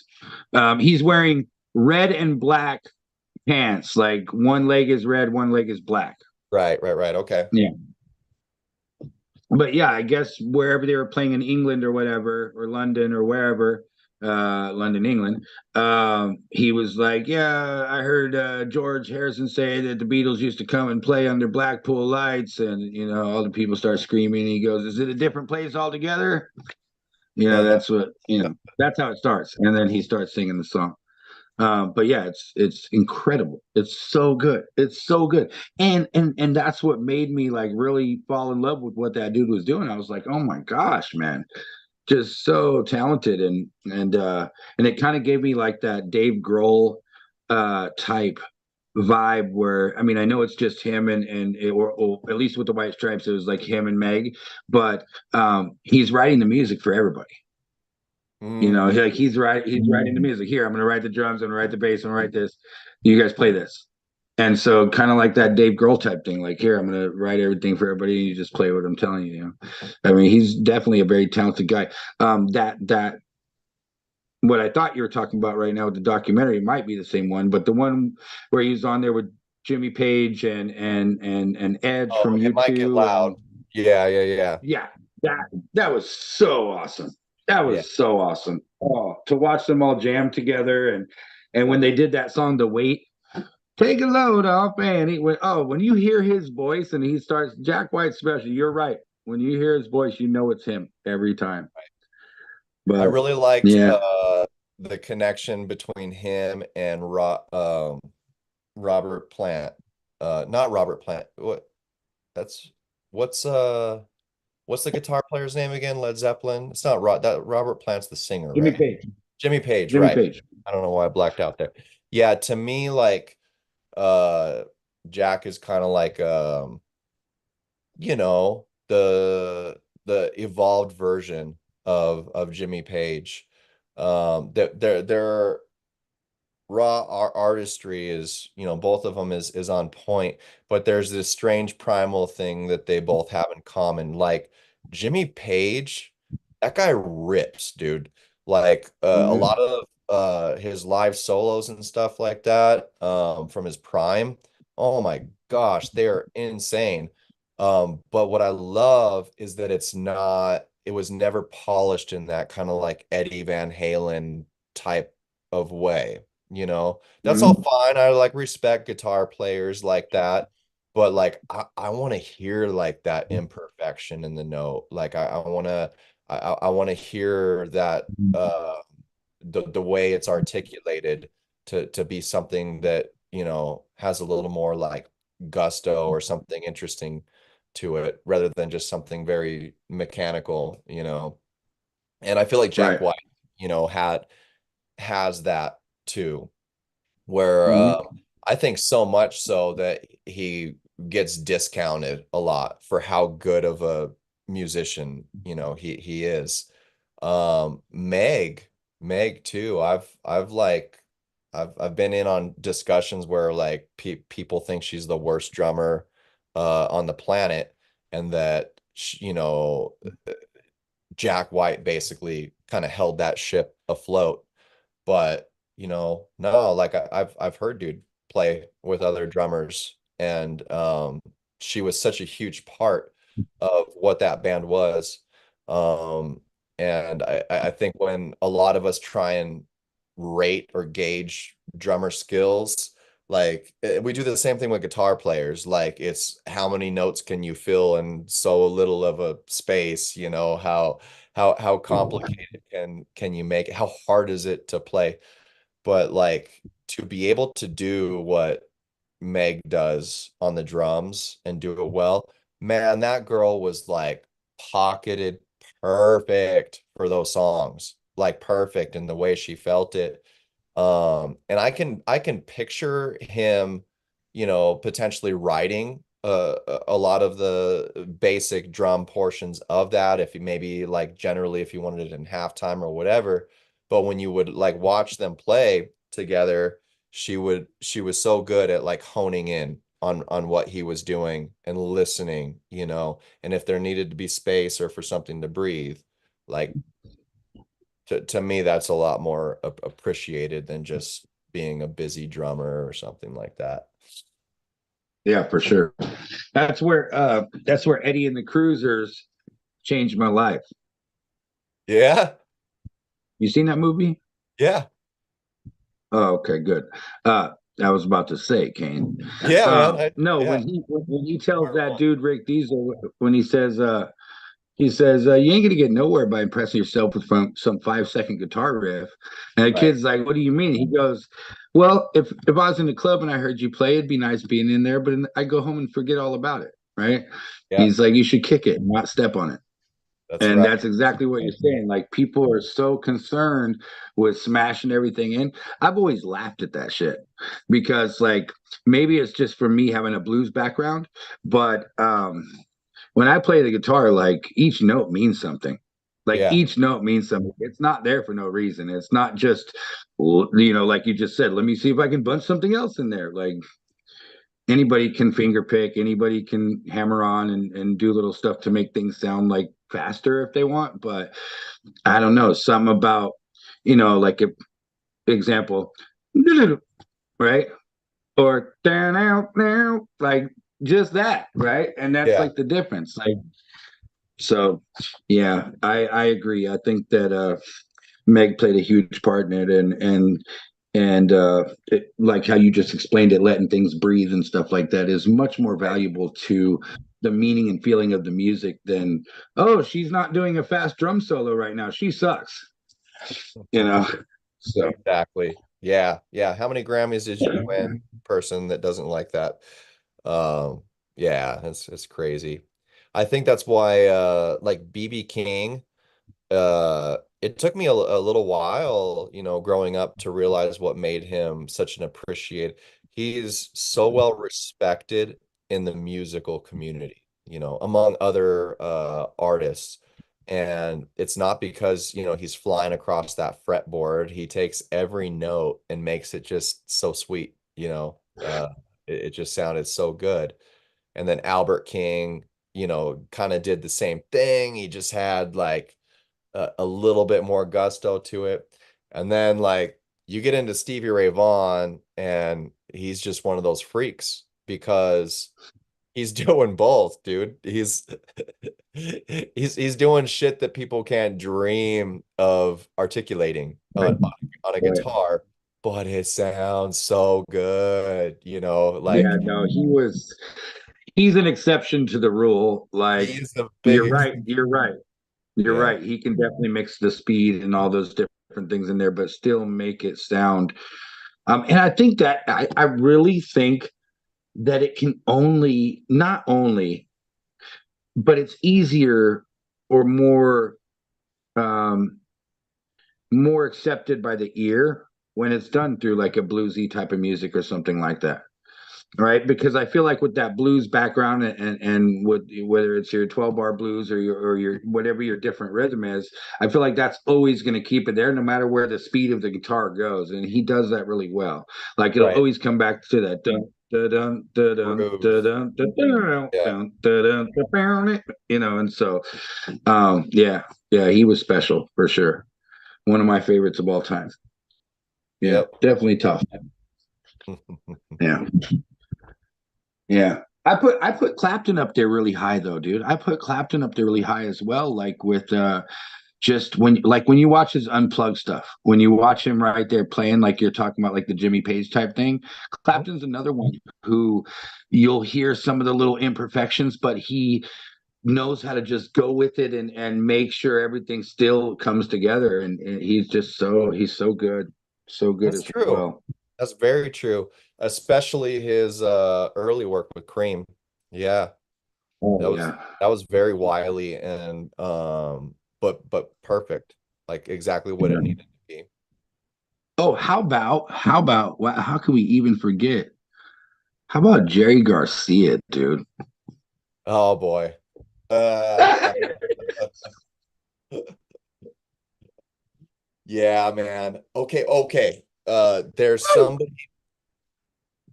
somebody new that kind of is the first person I've seen that I've appreciated in the same way that I appreciate Jerry. It's Karang. He has a weird name, Karangubak or something like that. Um, Karanga, Karangaroo. I'll have to look it up, but Karangaroo. yeah. Captain Okay, Karangaroo. okay. Do this. If in your spare time, if you ever look up one of the Tiny Desk concerts, I'm sure you've seen Oh those. yeah, I've watched lots of those. Yes. Okay. Um, he does j just type Tiny Desk and then with a K-A-R U or something, but the K-A-R will pop it in for you. It's a really weird name. So anyway, like has kind of the same thing going on as Jerry Garcia, where it's very like light, crystally, trills, and it's very hard to put it into words. It's just kind of like it just kind of bounces around and kind of like takes you through like a weird polished dream. And yeah, this guy has it in a very interesting contemporary I don't way. know. You just put it into some real good words right there, Kane. Like right when Is you that said it? crystally and everything, I was like, that's exactly like it's like almost like chimes, but not. I know what you're saying. Like I know Right. exactly what you mean. It's a very clean, crisp sound that's like flowy. Yeah. But yeah, it does have its own thing to it for sure. You Yeah. like Jerry or no? Did you like I Jerry?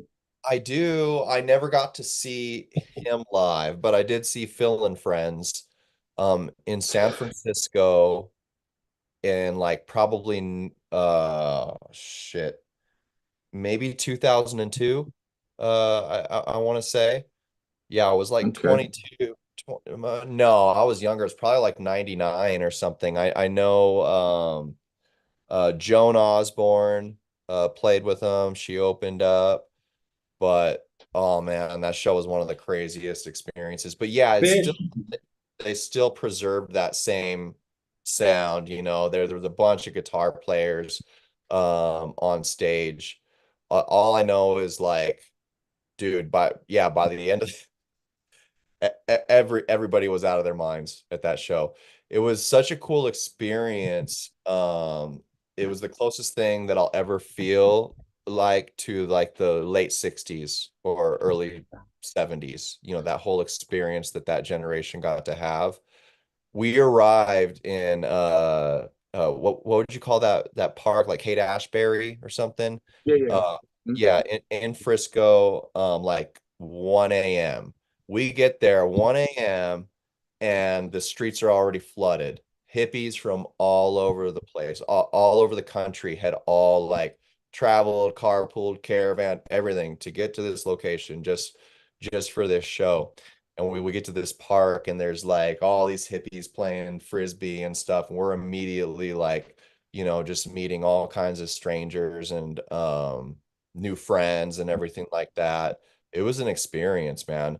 By the time that there was a lot of psychedelics rolling around in that show, and by the end, it was so hilarious, dude. Like when the show was over and the security had to get people out of the building, it was a madhouse. It was like the same shit was going around the whole audience, that whole show. Because when those doors flew open, I remember being like kind of one of the last people to leave, and it was freaky, dude. There was just people out of their minds running through the fields and the streets, and cops like chasing them around everywhere. It was just like complete pandemonium. I ended up at a hippie commune in Santa Cruz for like 3 days after that. But just yeah, the whole experience that surrounded that was so wild, dude. I will never forget it. It was very cool. That's awesome. Yeah, I've never got to go to any of those things. I went to Reggae on the River once, but I mean that's like way different. Yeah, But I yeah, mean, well, I mean it's the same with the psychedelics. But yeah. Yeah, it was a good time. I've got a lot of chats here, man. Let's see. Of course, Devin in Metaverse. Okay, I went to Esperanza. All these guys. Let's see. Devin says Josh is a sleeper intellectual. We've got let's be careful. Pride halftime shows. Am I allowed to talk crap on your buddy Kane? It's all love. Oh, you're talking about calling Benjimac the flop king?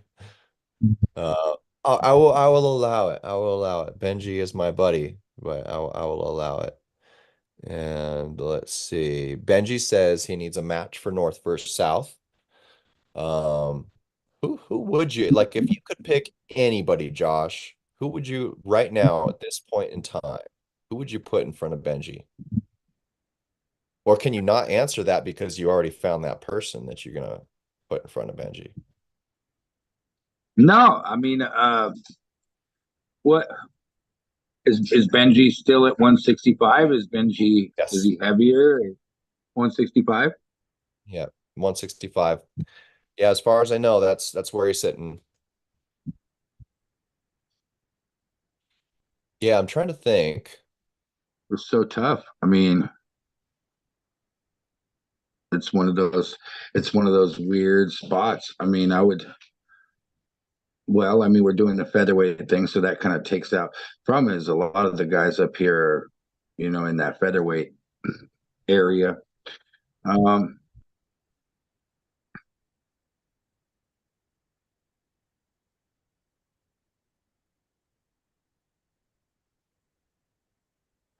I think I think actually that already I think he already has a match, as a matter of fact. but I thought that Rory and Benji would have been a really good match. Oh, okay. Rory Harrison. Yeah. Yeah.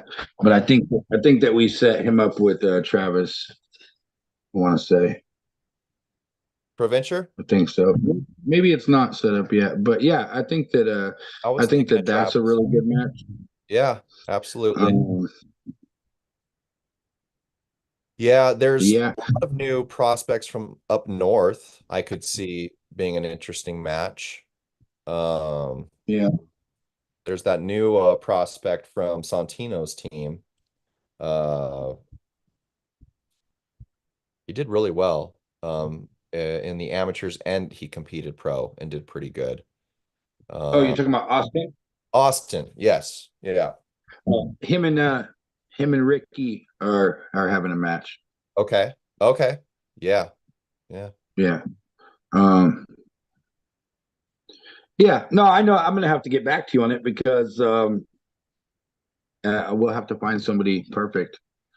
Because last time I had to put Benji against somebody that was like a lot heavier than him and stuff just to have a match. This time I'd like to see Benji go against somebody, that is his size. Yeah, yeah, it would be good to see a 165 person with a good style to match him for sure. Let's Hey, see. you know what? What about fucking? Well, I don't know. Maybe that's. I mean, I do have River would be good. Okay. Um, I mean that's definitely somebody that's his weight. Um, yeah, we have a new guy Alden. He would be good. Um, there's a couple of them that I think that we could. But right off the top, yeah, when I'm thinking about it, I think that River, he's made a ton of progress, and it's kind of the contrasting styles because the River is focused completely on the hand, and Benji doesn't really care about that. So you always want to see that, Oh you know. yeah. Yeah, that could be good. Absolutely. Yeah, I think River and I gripped up in the after pulls of North versus South. I could definitely see that, especially if he's leveling up. Yep. Yeah. And let's see. Javier Martinez says, Will and Kane are both great dudes. It's a privilege to pull and learn from both of them. Ah, shucks. Uh, thanks, Javier. Eric Linville is in the house saying, What's up? What's up, Eric? Give me 1 second, Ken. Just Yep. gonna run to the restroom. Okay, yeah, I'll just run through the chat a little bit here. Eric Linville says Mike's son was real strong in LA. Mega Mike's son, Mega Minor, or yeah, Mega Minor. Yeah, he went through some bad dudes. Um, yeah, that boy is like he's got a lot of frame to fill out too, just yet. So that kid's got a lot of potential ahead of him. He's fast. He's very fast. Um, yeah, yeah. His hit hurts. Let's see. Benjimac. Oh, okay. He says, yeah, he started high school in 2001. Okay. So I'm not that much older than you. Um, yeah, you're looking young for your age because I'm like prehistoric, bro, and we're not that far off. Hey, Let's you make me see. feel not too old. Let's see. Eric says, I'll get Robert one day. Robert who? Eric, who? Oh, Eric Linville says he'll get Oh, Robert. he's talking about Robert Terry. Oh, okay. All right. I like it. I like it. Yeah, I've seen Eric pull a bit. He's a beast. Strong dude. He's another one of those that he's another one of those that he just has so much genetic potential Yep. that once he really finds his groove, he's going to be great. I mean, he's at the 230 mark right now. He's 6'6", right? So you figure, let's just say the guy gets toned up and cuts a few pounds down and pulls that 210 class at 6'6". Mhm. You know, now you're looking at that dominant monster, you know, again, that everybody has a leverage problem with. Oh boy. Yeah. I know our class does not need any more of that. God, that Marshall dude. Oh my God. I don't even know what to do with that guy. His arm's like 10 feet long and he's a 185. He's a 185, dude. Okay. Yeah. He's a impressive man for He he's is. new, yeah, he's brand new, right? Or Yeah. And a great dude. yeah. Really, really, really nice dude. Very, very humble. Devin Knox says Robert Terry was at my arm wrestling birth, and he told me the most important thing is to kiss your girlfriend when you win. Okay. Let's see. Okay. Good Eric Lin advice from Robert. yeah. Eric Linville says Robert and mine's match. You could have had him. They're talking to each other a bit here. Uh, Ed Bedrosian says they had Aerosmith, but they incorporated NSYNC. See, that's it. For the Super Oh God, did they halftime really show. do that? Did they? When was this? They really I had feel, NSYNC with. yeah, I feel like I Oh, remember that. I think that I too remember. was in the 90s I or would have something. barked on myself. Good thing I don't remember it. I would have been pissed. I would have been pissed, bro. I'm sorry, bro. Janie's got a gun turns into "I Want It That Way" or whatever the hell song. You know? Doesn't even make sense. What's going on with the shoot? Yeah, man. I don't know, like one band I feel like that is just like built for a Super Bowl halftime show is, I'm sorry, but Metallica. Um have you ever been to a Metallica show? No, no, no. Unfortunately, I have not. So Yeah, yeah, every show they play, they will flip the whole stadium upside down. Like every person in that audience just goes nuts. But the biggest thing to me that stands out about them, they are the most professional rock metal, whatever you want to call it, band that I've ever seen. Um, they're just so consistently like spot on with their performance, like to be able to take the orchestration and complicated parts that every instrument is playing and like in the albums and do it so well, if not better, at the live shows is unbelievable. It's one thing if you're like pulling off what you play like in your album, if you pull it off live and it's like some like punk or bubblegum punk or whatever. But the shit that they orchestrate for their albums to be able to pull it off the way they do live, it's pretty impressive. I don't know. Uh I see them just like destroying a halftime show. yeah, they would for sure, 100%. Are you a big Metallica fan? Yes, I am. I think I always will be. In fact, So before Stevie Ray Vaughan, they were it was real close with Stevie Ray Vaughan, but they were the first band to inspire me to play the guitar. I grew up with a piano, and it wasn't until I was like 12, I think, that I found my mom's acoustic in the attic, and I heard Nothing Else Matters right at that same time. And I learned how to play guitar my first, I'd say, month or two, trying to like learn the first 10 seconds of Nothing Else Matters or whatever. So yeah, they were huge for me. Yeah. so here's the question, the $1 million question. Was Metallica better before Cliff Burton died? Oh boy.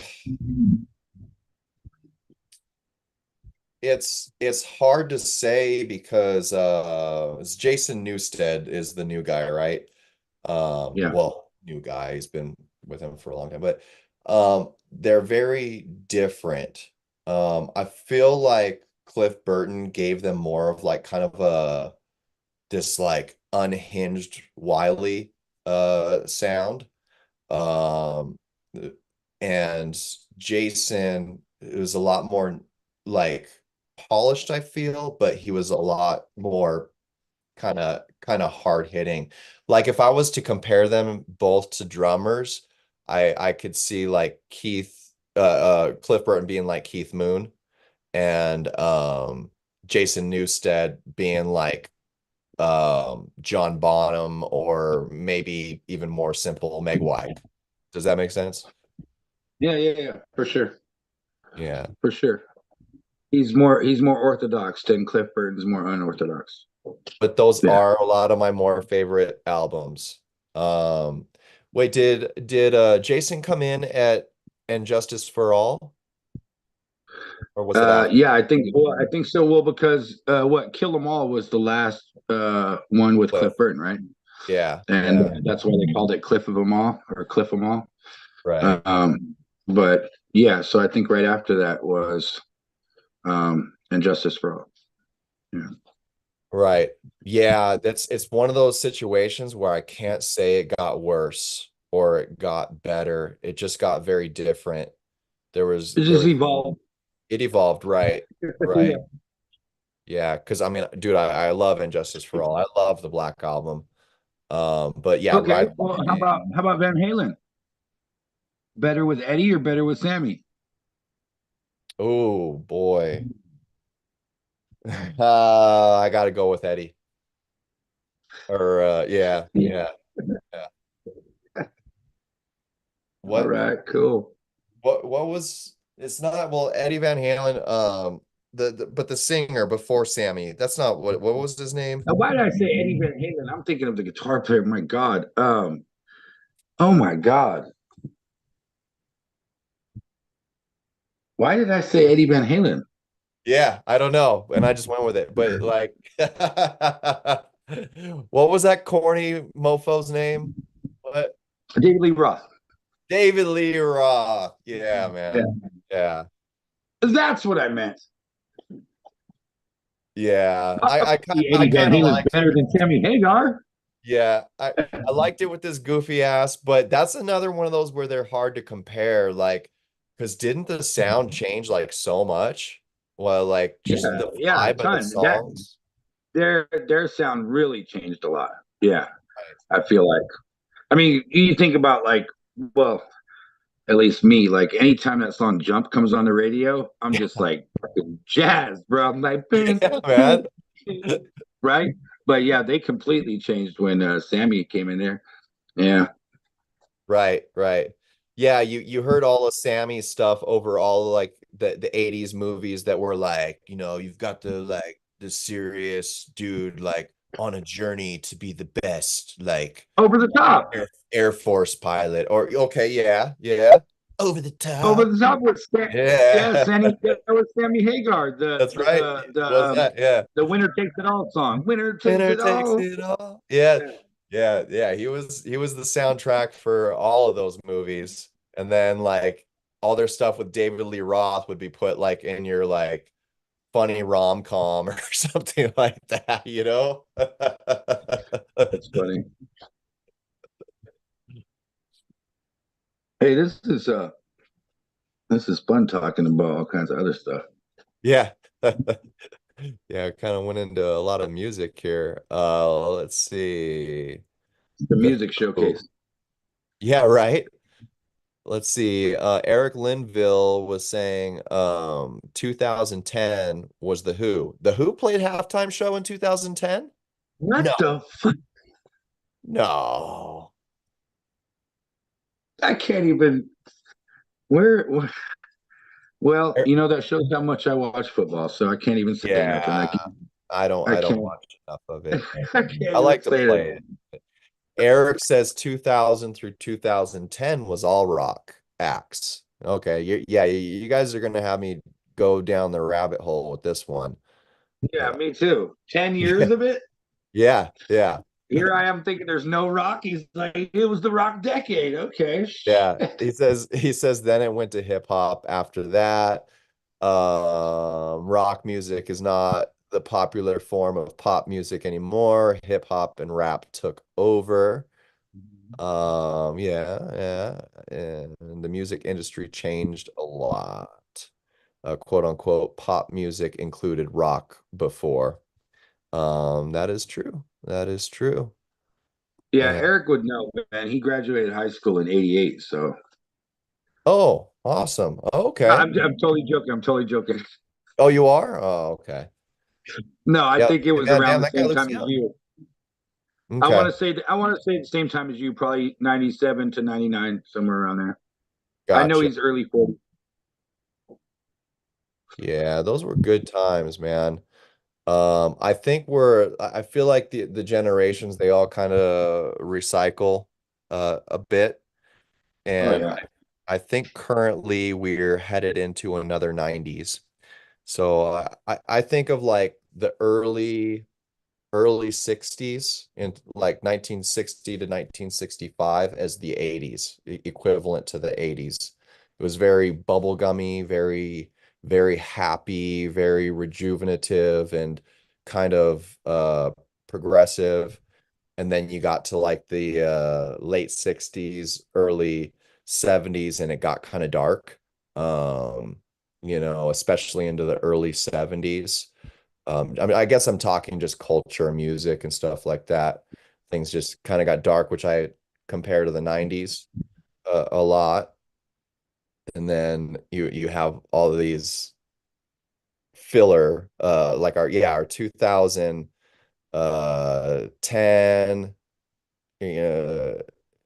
until like maybe like 2018 or 2019 was just kind of like this priming to go into another 80s, I feel like. And I feel like we're just about drawing out our early 60s and 80s recycling.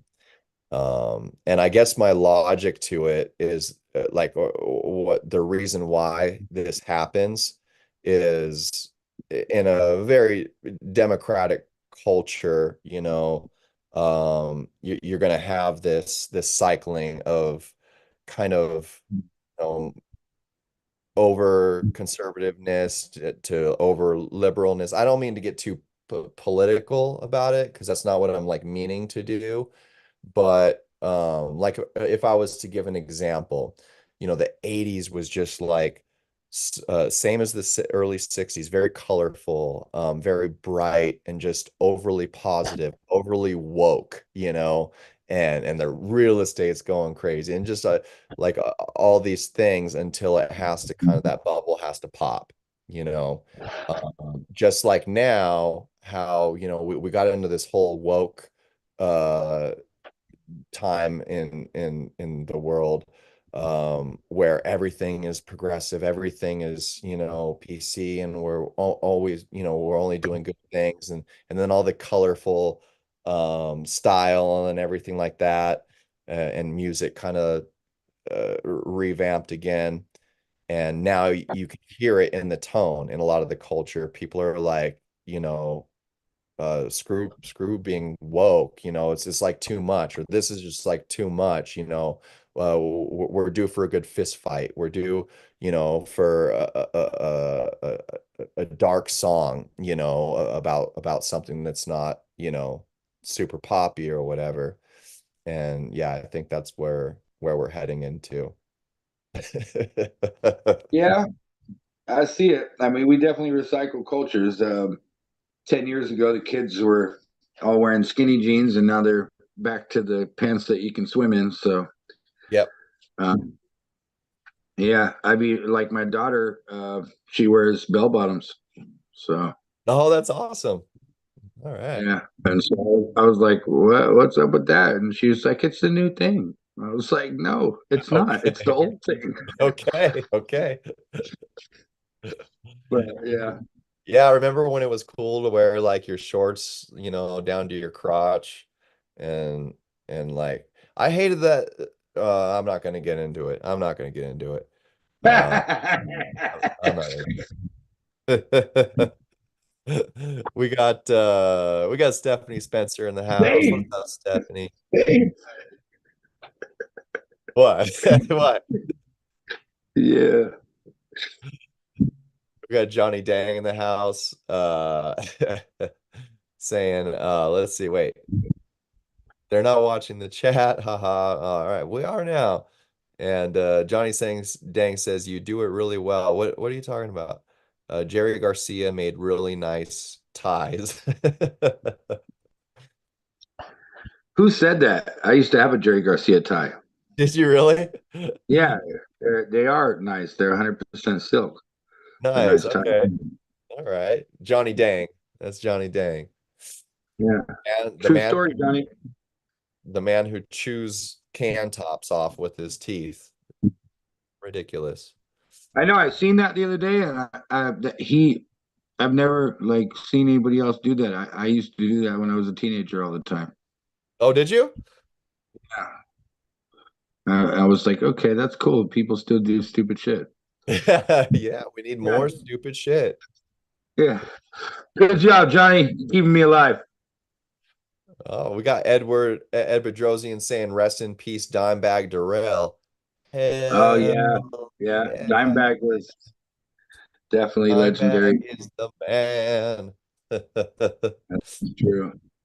He That's was the true. first guitar player that made me like um metal guitar.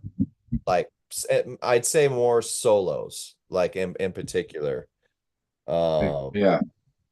yeah, I feel like I always liked Metallica because they were so, in terms of guitar playing, they were so different than other metal guitar players. It felt a lot more classical to me. It was very different. So I don't really like put them in that category, but like Pantera, man, the way Dimebag like played, he still did it like in those weird, strange, just shredding, you know, metal riffs he'd play, but they were just so, oh man, there was just so much behind him. It was just the way he articulated it, just so good. The dive bombs and everything, the Yeah. accentuation, it's just nuts. Oh, Yeah. Dave. Good. Good. Dave That was good. It says Dave Mustaine is the metal guitar goat. What do you think about that? I mean, I that's not the first time I've heard it for sure. I mean, Dave is held up there in pretty high regard across the guitar world for sure. Right. Um, yeah, I mean, I don't know. I don't know. I've honestly, this is like the first time I've thought about which guitar player I like that's metal like that much. Right. This is like the most I've thought about it. So How yeah, about how about Randy Rhoads? yeah. I mean, see, the list will keep growing as we keep thinking, and Yeah. there's too many names like you can't count out any of those. Yeah. You can't.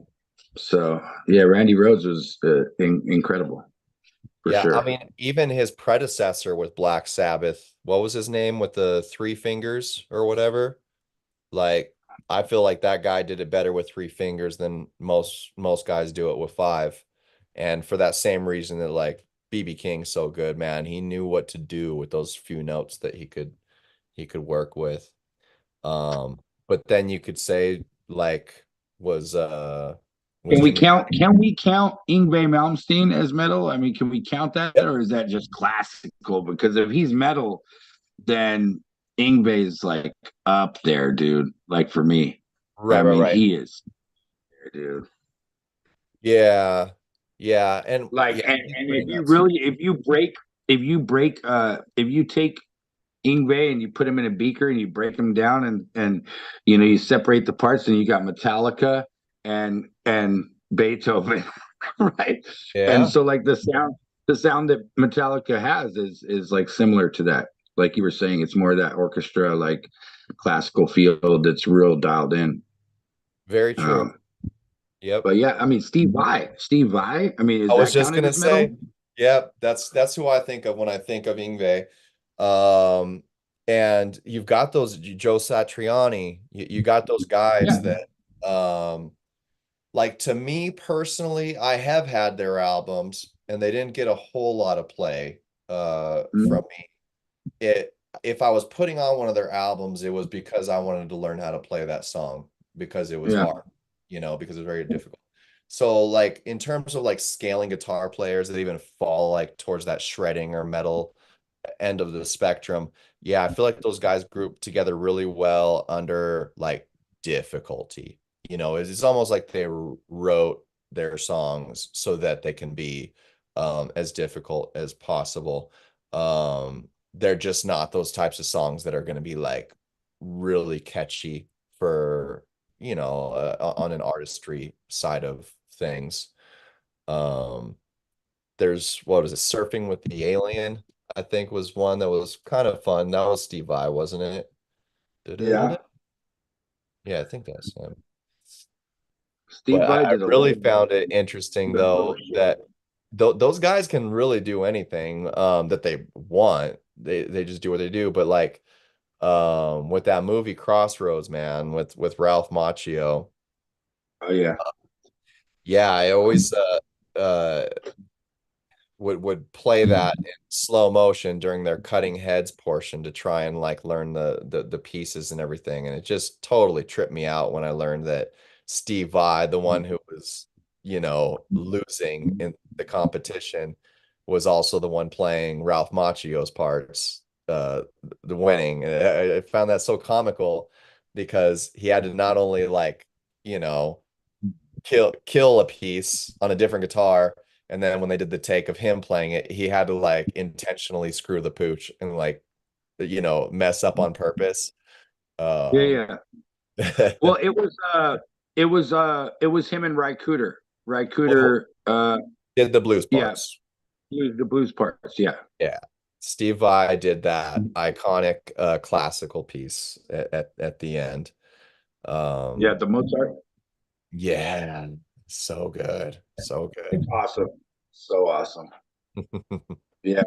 Yeah, that It's particular what. no, I was just gonna say it's hard, like um being a guitar player, like the different styles, because there's something that I get from classical that I don't get from anything else. And then I love the blues, right? And that's not all, but that's like where the base is. And then from there it goes to jazz and rock and all these other different things. But classical is special, man. Especially when you hear it played, like that at that level, and with the distortion and everything involved. I mean, yeah, it sounded incredible. It's different. So Hmm. yeah, that was a pretty badass flick. Yeah.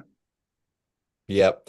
That one that piece at the end was that was the first thing that influenced me to start writing things that were too hard to play. Not to like make an album out of, or like a song that's supposed to be for anybody else, but just for like training purposes. Um yeah, that was because yeah, like if you actually try and learn that piece, and you start slow and then start trying to like speed it up or whatever, it feels that way. It was like, damn, was this written just to be like way too hard to play? Just the positioning and everything is nuts. I love it.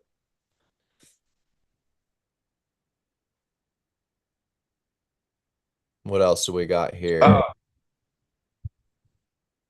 Wow, behind, is he in chat? Rory or Travis?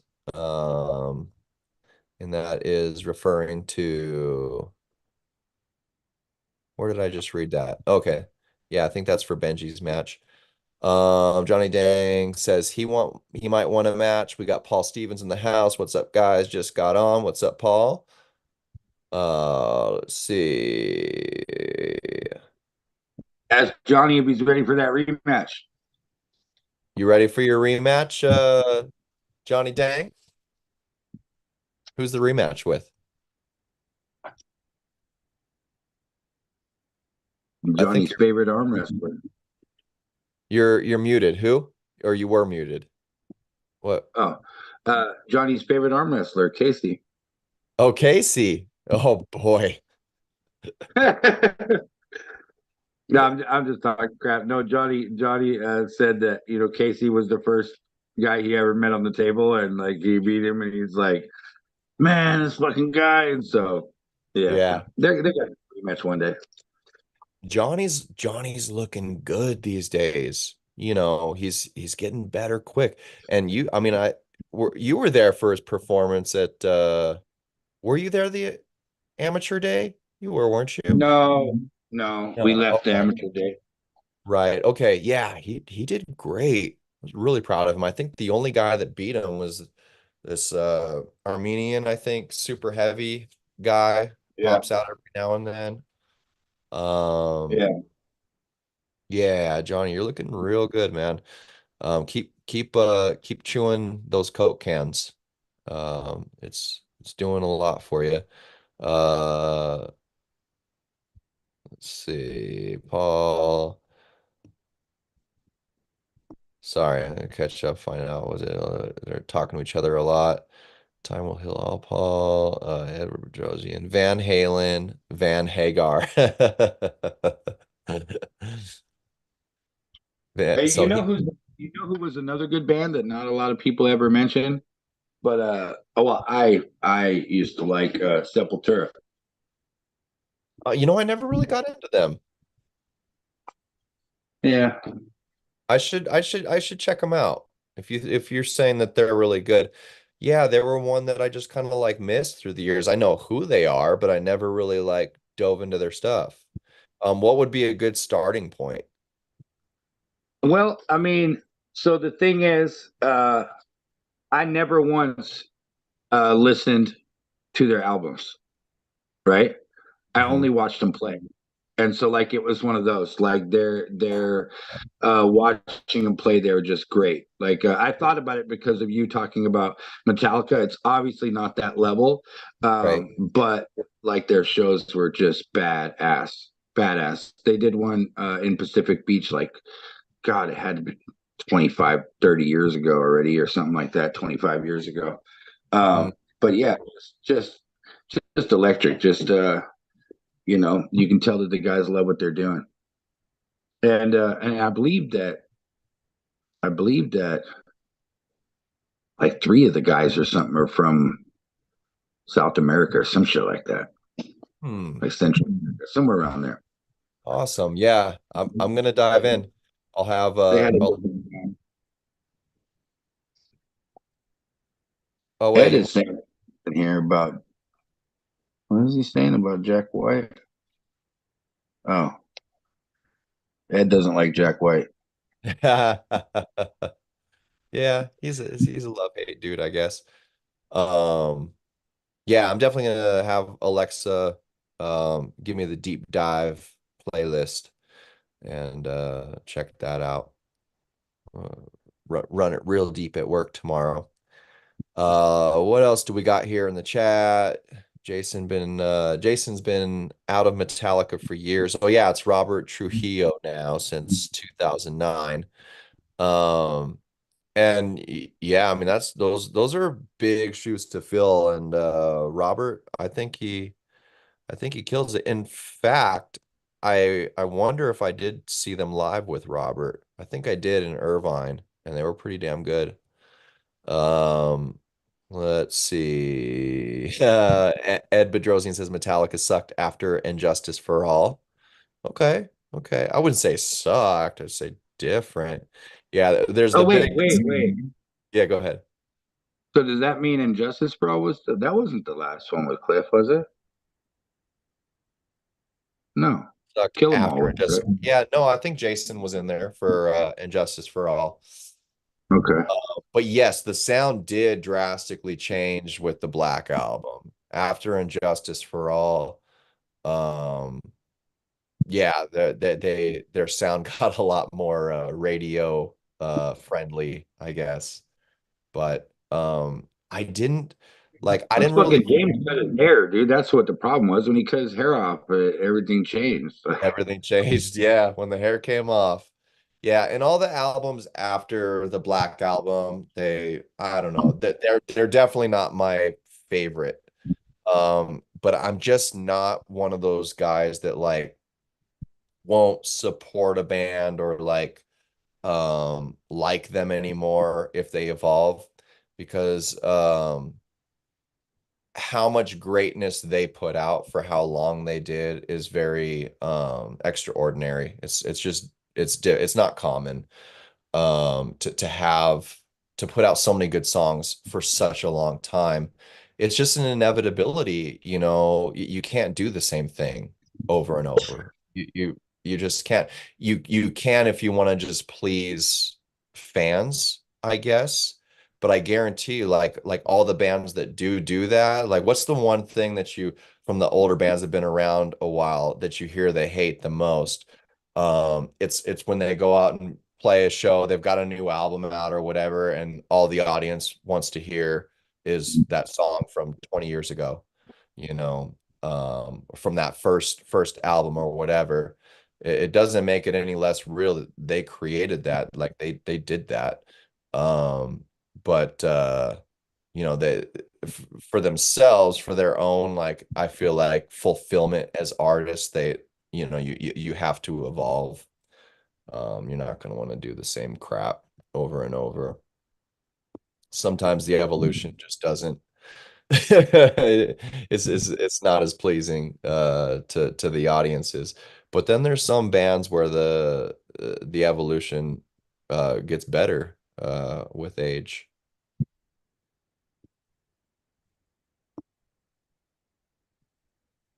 I don't know what that noise was. See. Oh, a charger. Okay. Yeah, Eric, Josh thinks we are around the same age. Devin Knox, who says, who's the best guitar playing arm wrestler? Take it with guitar playing and arm wrestling equally weighed. Woo! That's It's a got to tough. be between me and Kane. I'm taking this right now. It's got to be between me. I I don't know. see any of you other guys out there playing the guitar. I don't know. I know Devin Yeah, messes around a little bit. yeah. I know a lot of people do play, but Steve Black, he sings. I know that. But yeah, as far as straight guitar players, I think I think it's going to be, we're going to have a super match, Kane. yeah, let's do it. Let's do it. The Hey, can you imagine, dude, if we did a super match and then we did like a 5 minute cutting heads thing? cutting heads, yeah. That'd be That so would be fun. bitching. North versus South, man.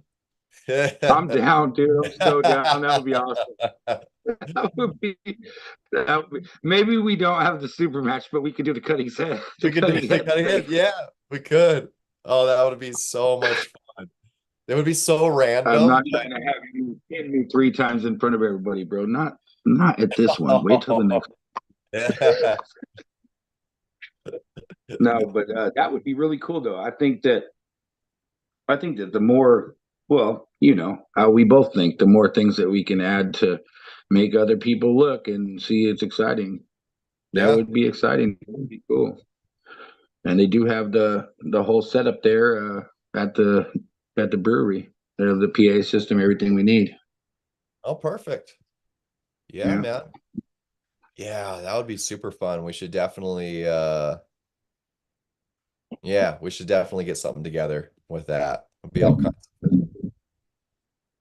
Now, Yeah. the only question is, do we want to put together a show for them, or do we want to just go full blown organic and do it for real? I mean, uh, either way. I Yeah. mean, I guess from what my peers tell me, I guess my best, um, the thing that stands out, I guess, to people is that like I can hear anything and then just play it right now. Like that. Okay. So We can do it so then.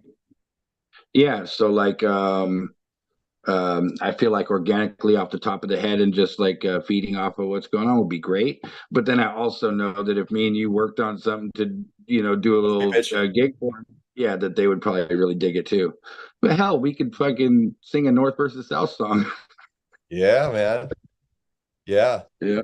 I kind of like the whole Crossroads vibe where like, they were actually playing something cohesive together Mhm. for a while and Yeah. like jam with the band and everything. And then it peaks with the like more of the back and forth stuff. What's your Yeah. favorite key to play in? So what? What's your favorite key to play in? Oh man, that's hard. Probably, well, it changes. It changes. Um, so um I played standard tuning for so long. I messed around with drop D, but I really, really I like open D tuning because I play a lot of Oh, classical and blues. So yeah, I like to play open D a lot. Yeah. okay. All right. Well, huh.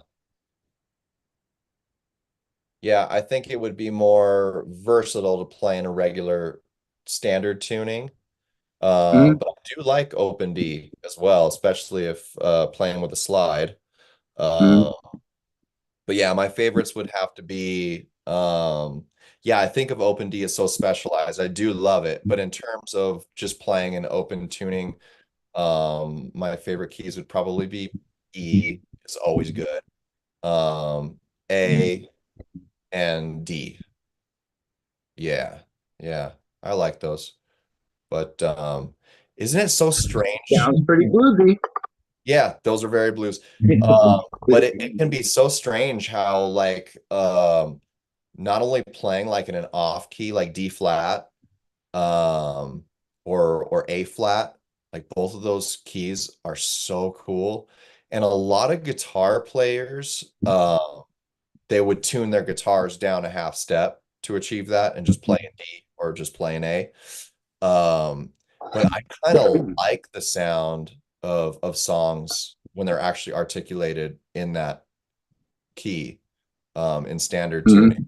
They're harder to play, but yeah, they often have a really interesting sound. I believe the Pixies played in a lot of weird off keys like that. All right, what's your favorite basic chord to play? Favorite basic chord. When I say basic, I mean not like a G augmented or anything like that. Right. Like basic, like a A minor, a A flat, a A7. Like what's your favorite basic chord? Do you have one? I think you said it the first one. A minor? Yeah. Okay, okay. Yeah, I mean that's definitely one of my top ones. Between me, for me, it's A minor or B7. Okay. Yeah. Yeah, I'm definitely. I always love that B7. Like again, everything with me leads back to the blues. So, Right. um, and then when you watch that movie Crossroads, it's hard not to play something and then just add like a riff of blues into it, no matter what it is. You Hmm. know, the end of every song is this. It's down, down, down, down, down, down, down. Whatever it is. But Yeah, yeah, yeah. yeah. Yeah, I think Feeling Bad Blues was the first song I started messing around in Open D. Uh Mhm. That's why I first started messing with it. Was that exact song? Yeah, yeah. and I first started doing it with one of these with a Bic lighter. Really? Yeah, yeah, like lap steel. I would just hold the lighter and like that. Yeah, So with until I the got a slide and then learned how to play with the slide. so with an actual slide, what's your preference? Plastic, glass, or metal? Uh, oh man, so definitely metal is my number one pick because of the twang. However, I have played with glass slides and kind of like what you said about Jerry Garcia. It's more of a crystal, like Crystally, a yeah. different. Yeah. Yeah. Yeah, it doesn't have as much oomph, but Yeah. it's pretty. Yeah, I like the metal too. And Never tried plastic. pinky or ring For what? for the slide. Oh, well, okay. So here's another thing, right? So I was never classically trained to play guitar, right? I only taught myself. So a lot of the Pima, the whole thumb da da da da da and everything. I don't do orthodox, right? I don't do like I've had so many people.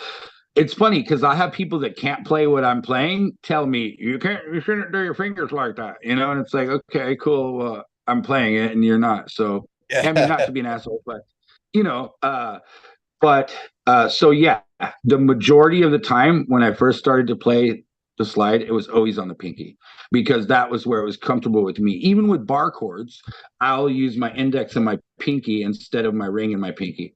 Just because, like in the beginning, that's the way I taught myself.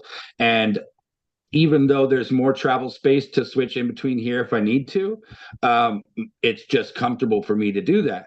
So that's what I first did. And I barely, like maybe like 7 years ago, started putting it on my ring finger to mess around with it like that, to have the pinky as a floater for afterwards. Mhm. And so, now I prefer that now because I always like to add the pinky on for, uh, to change the note a half step or anything like that. Okay. Yeah. Yeah, that makes sense for sure. Yeah, it's always that hard decision between utilizing your pinky for different things like muting or even chords or whatever. But if you put it over here, then you've got three strong fingers that you can utilize for other stuff as well.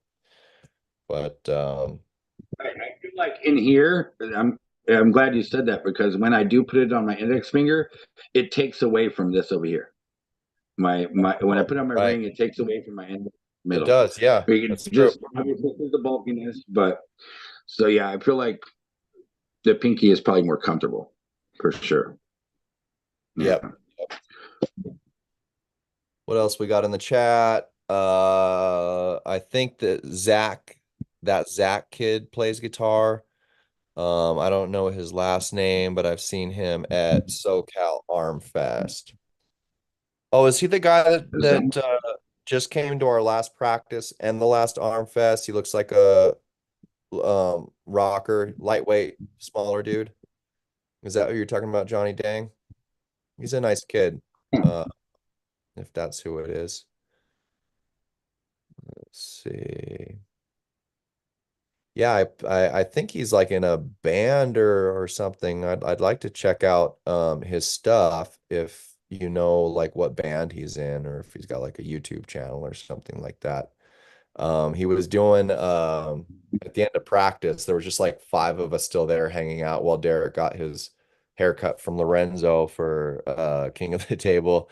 We were just all like, you know, shooting the shit. And he was making all these weird like metal screaming sounds. Like I think he's a singer. So he was he had a term for each one, for the different metal screams and the hardcore screams and all of that stuff. It's pretty good. Let's see. Ed says, "Are we witnessing the formation of a new band here?" Hey man, possibly. Possibly. So yeah, we would still need a bass player who's a good arm wrestling bass player.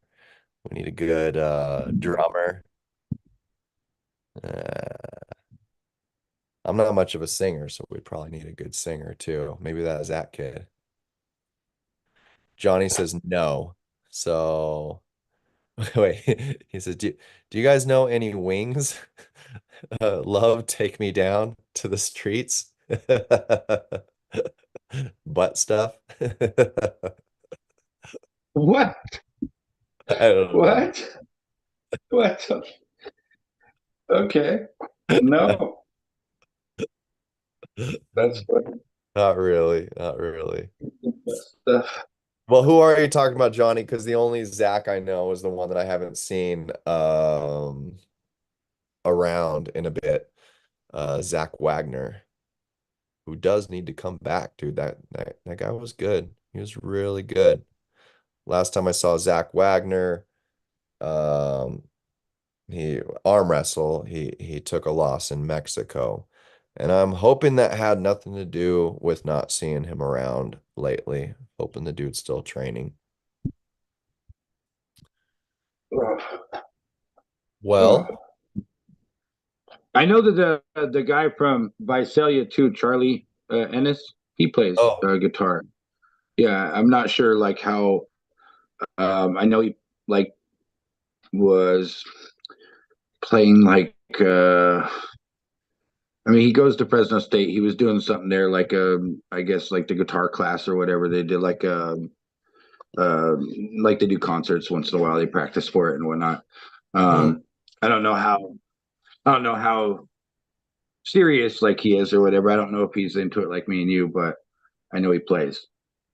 okay. So maybe we should get guitar players freaking bash together and just have everybody arm wrestle and then try to play guitar after your arms are all healed. That'll be hilarious. Could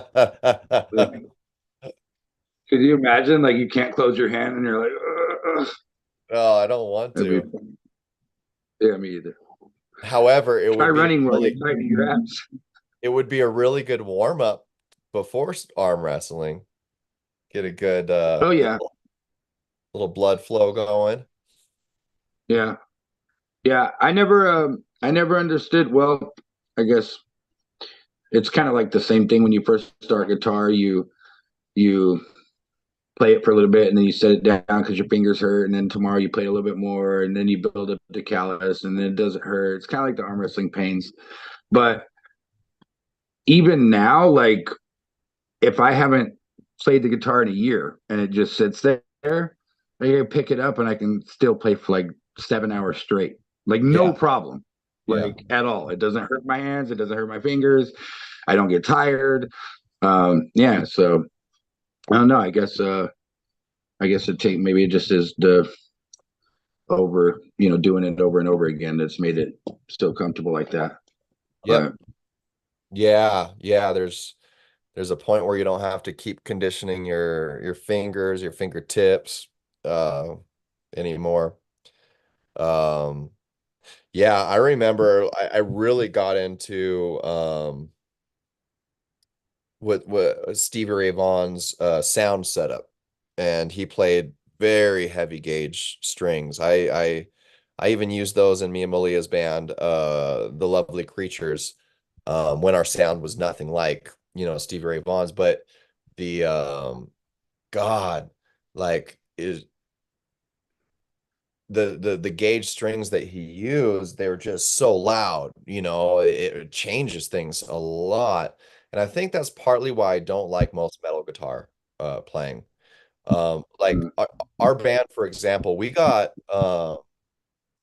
booked a lot with metal or punk bands, and they all had the same damn thing in common. They were using like 8 or 9 gauge strings, like always, a lot of power chords and sort of solos, but the sound was always so weak you couldn't hear the note over the distortion and the whatever they were putting over their sound. Um, but then you take somebody that like uses a good thick gauge string and then can, play them. It just resonates so much above all of that, distortion and effects and everything like that. Um, I think Stevie was crazy though. He used like 13 gauge strings, I think. Um, yeah, it wasn't just so I like around the same gauge that he played for his bottom strings for the number 6, 5, and 4. He was just the nut that played them heavy all the way through to the small wiry strings, number 1, 2, and 3. And when those are heavy, like it's like a razor blade on your fingers and they don't bend very good, but they bent great for him, the way he would articulate them. yeah. It's like number 1 string was like a freaking snake on full tension. You just can't flex them the same way as a 9 gauge string. So I think I got into the it was more like a medium top, heavy bottom. So it ran like 11 gauge, I think is what I did. I'd usually buy two different types of strings and custom put them on. I'd get a pack of 11s, and then get heavy bottom for that. And yeah, they were loud as all hell. You know, that's one thing that I've never really ever really messed with. I Like think is you like trying to change the gauge of the string. I'm gonna try it. Like now that you said it, I just bought a new guitar 2 days ago. right. I honestly like I can't play 9 gauges anymore because I'm used to playing the heavier ones. I was at a friend's birthday party a year ago or so, and they had like a metal band, some friends there playing in the back near the pool, and they did their whole thing. And once they were kind of drunk, like the guitar player went off and like took a break, but the other guy still wanted to play, and so I kind of like snuck in there and asked if I could play his guitar and started playing it, and he had. I think it was a Gibson or something, but yeah, it felt like eights or nines or something.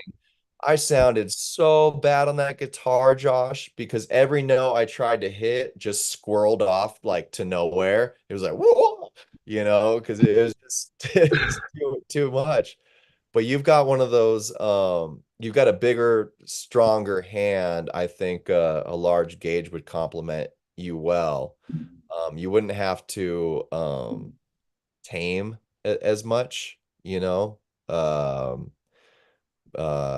yeah, yeah, I think you'd like them. There's more freedom to be a little rougher, um the notes.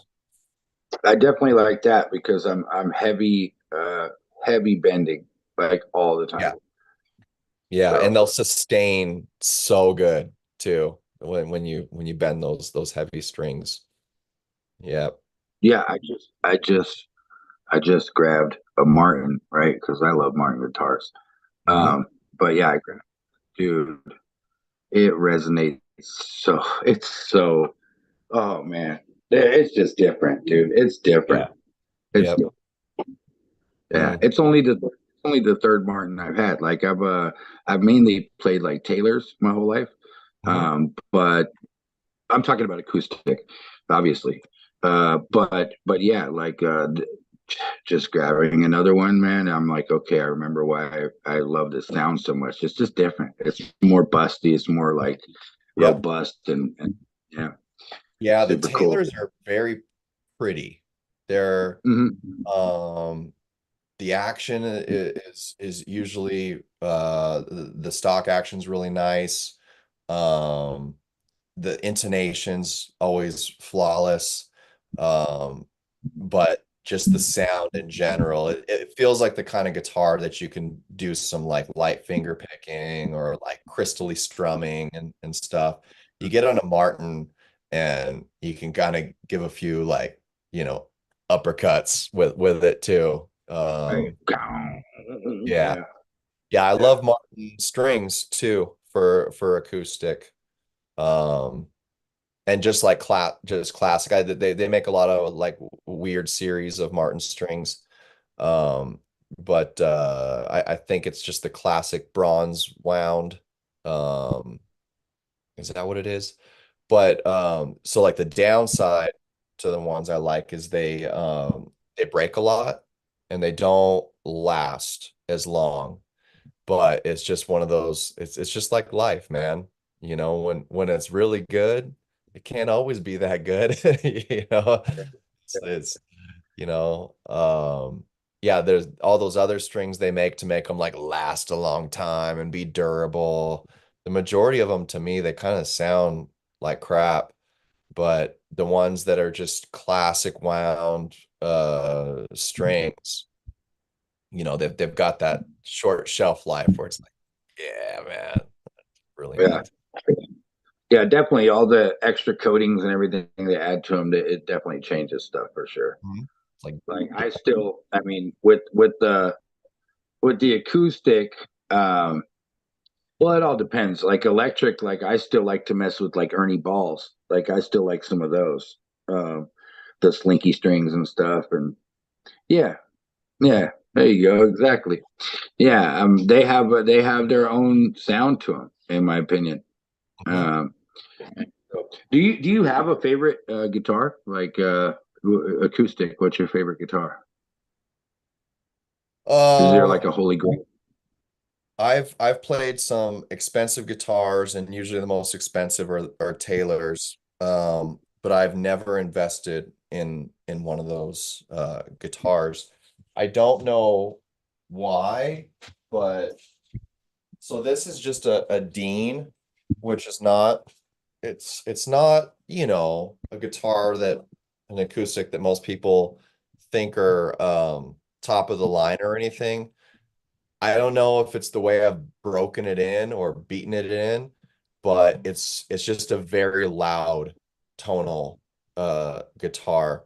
A lot of people don't like playing it, and I don't know what it is about it, but this guitar has been my favorite, I think. And you could see like this is where the little EQ was fixed because it used to be a plug-in.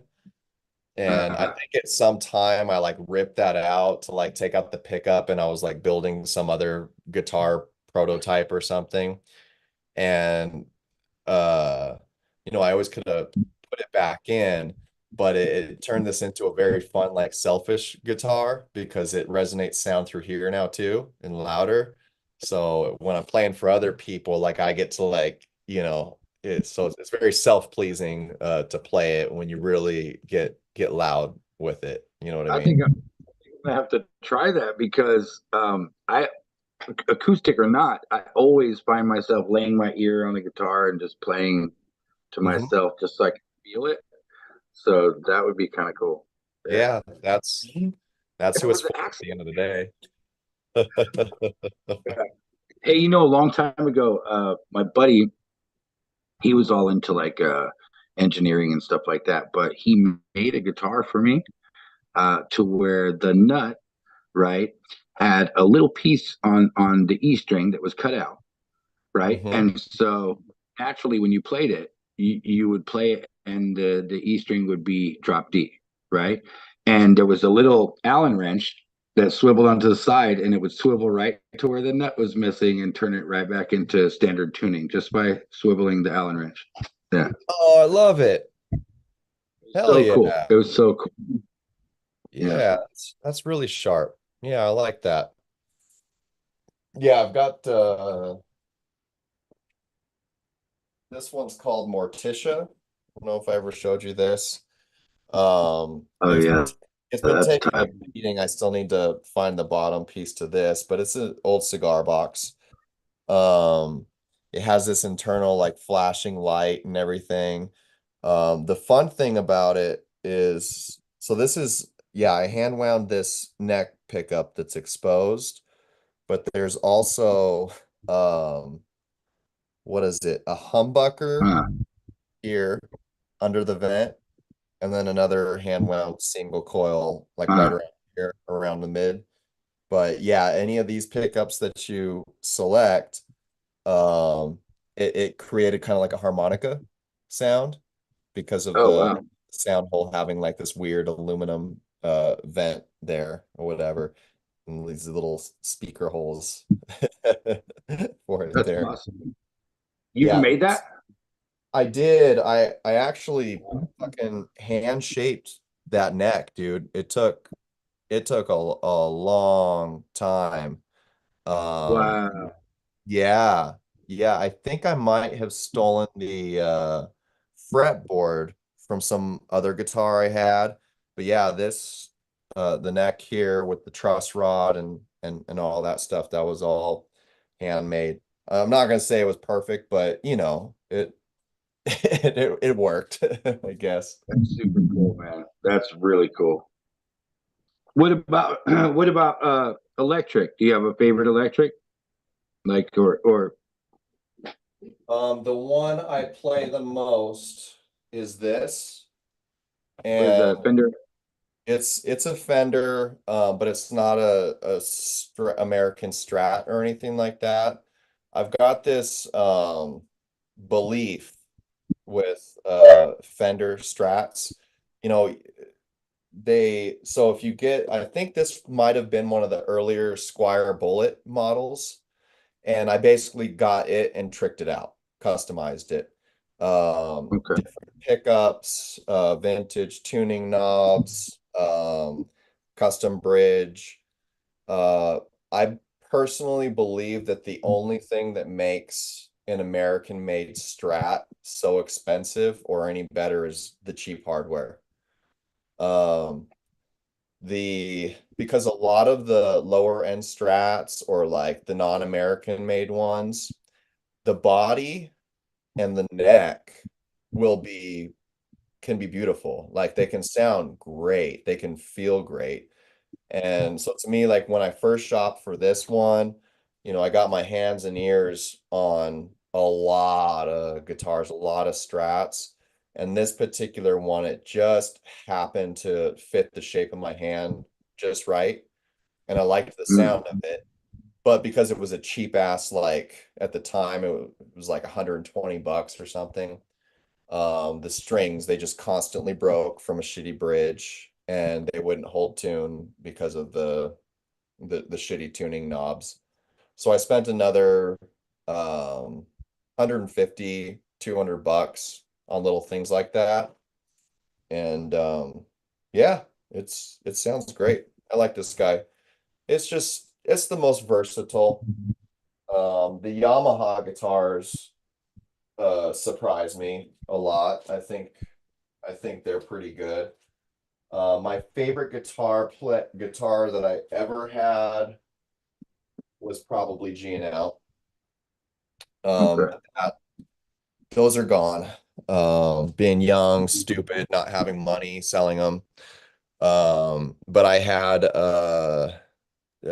G&L. Have you heard of that brand? No. So it's probably a collector's item now. Austin Jennings was just posting about his that he just got. So G&L is George Fullerton and Leo Fender. Yeah, yeah. So the owner, the creator of Fender guitars, Leo Fender. At some point, I can't remember what year it was. I want to say it was somewhere in the 80s, maybe. He started a company with Leo Fender, or not Leo, George Fullerton, the founder of the city of Fullerton, um, in Southern California. And their factory is in the city of Fullerton. But the whole idea behind the brand, so Fender, before all that, they just kind of had their few classic models, right? The Mm. Strat, the Squire, or what's Telecaster. Telecaster, and then Jazzmaster, I think, and Mustang. So Mustang, yeah. right, and so G&L was more of like their custom line that they created. It was supposed to be kind of like a higher end line, really good materials and hardware, but that was where they kind of like started bridging off into more specialty guitars for like a specific sound. For example, my Rampage is the same guitar that Jerry Cantrell from Alice in Chains played for Yeah. like the Dirt album. It's still the same guitar he uses. But yeah, it's got all it has is a bridge pickup, just the humbucker. In the back, there's no tone knob. It's just a volume knob, and it has one of those Floyd Rose pickups. I mean, bridges. So that particular guitar was like specifically built for a very specific sound. Yeah. Um, and that was it. So that was like my like rock guitar. I did a lot of punk rock with that guitar. and the other one I had was a Legacy, G&L Legacy. That's the one that Austin Jennings has now. And that was basically like a Stratocaster on steroids. Yeah, they make a lot of Strats now that are as nice, I'd say. But, it had a little bit more weight than your typical Stratocaster because it had really good materials, high quality materials and wood. But yeah, it was just a really, really, really good guitar. Heck yeah, I gotta check that out. GNL. What about you? What's your favorite? Uh, well, for the acoustic guitar, it's the Martin D28. Uh, yeah, it's to me. I haven't heard another acoustic that sounds like that. Mm. For the electric, I like the Gretsch big bodies, Oh the yeah. hollow body Gretsch. Yeah, Yeah, those are super nice. They're expensive too. I've only played yeah, one. they are. I mean, Yeah. yeah, same here. I've only played like one of those once in my whole life, but it has the look that I like. It has that classic feel. It's like a '57 Chevy. Yeah, I was gonna say Plus, like a it's a guitar. Cadillac or something. Yeah. Yeah, yeah. So it just has that vibe to it. But yeah, those are mine. Yeah. Play some Stray Cats. And then Uh, there's always like the Ibanez GIO, or maybe it's not called the GIO, maybe it's like a G10 or something. I don't even know what the letter says. But there's a really, really lightweight Ibanez electric guitar. I mean, when I say lightweight, I'm talking like a third the weight of all the other guitars. It's around like $900, I but know it's which one like you're talking one about. of the really nice guitar. As a matter of fact, the kid uh, Tim Tim. Why can I not think of his last name? He's from that group that's like all over right now. Uh, oh, why can I not think of him? They did the song with Steve Vai like a year and a half ago. Uh, Polyphia. Hmm. Have you never heard them? Who? Polyphia? Polyphia? Yeah. Uh-uh. Polyphia. Polyphia. Uh-uh. Oh my gosh. Tim Henson. That's what his name is. You've I never? don't I don't think so. Oh. So these are the only guys that make music right now that I've heard that I feel like were ripped out of what we're talking about, that generation. They're Mm. actual musicians. Every single person in their group is such a high level musician who's like so talented. But Tim Henson is the leader. He's the lead guitarist. He doesn't sing. Um, but yeah, I mean, for them to have Steve Vai come and do a video with them, the dude he's very good. He's very good, but he plays one of those. That's why I brought it up. But he's very good. If you look up Polyphia, um, yeah, and you could even just look up Tim Henson and watch him just playing the guitar by himself. But yeah, they're just and they have like that orchestra kind of classical esque feel to it, mixed in with like metal. Like it's very unique. It's very good though. It's very good. Nice. Yeah, I just Um, subscribed to them just now. So, yeah, I'll be yeah, checking them out for sure. Yeah, absolutely. yeah. This is definitely different, but I know that I think that you as a guitar player will appreciate what he's doing because he's doing, like I say, he's doing stuff that me and you and people like us will watch and say, okay, this guy's talented. It is not radio stuff. So the stuff he's playing is not, you're not going to hear no pop song that's going to be like, oh, everybody's going to love this. No, it's like it's like guitar for guitar players. Like that's what Uh, he's doing. okay. Like yeah. So Okay. I can dig it. Ed Bedrosian says Tom Morello is pretty amazing, even though he rages for the Oh yeah. machine. Yeah, Yeah. I love me some Tom Morello. Talk about somebody that, blaze some new trails on an For instrument. sure. Yeah, you could pick him I out of mean, my. you just said one a minute ago. Jerry Cantrell was a great guitar player. Yep. Yeah, definitely. We got Todd Calzo in the house. What's up, Todd? Good to see you. Well, I think I'm gonna wrap it up uh for the night. Okay, that sounds good, man. Yeah, man, Yeah, it was a Eric Johnson. fun show. I love any opportunity to talk about music. Me too. Me too. Yeah, that's why I just said Eric Johnson. You got me thinking about like all types of people who just made an impact with the guitar. We could go over to drums. How about Dylan Elise? I mean, we could keep, like I love music, Yeah. but And I just figured out, yeah, we're gonna have to start doing some crossover stuff on the show. I just figured out recently how to I can change the way this picks up sound on Zoom. So like right now, the way it's set for us, it's mostly going to pick up like our uh, I guess the inflection of talking of verbal socialization. So you try and pull out an instrument for whatever reason.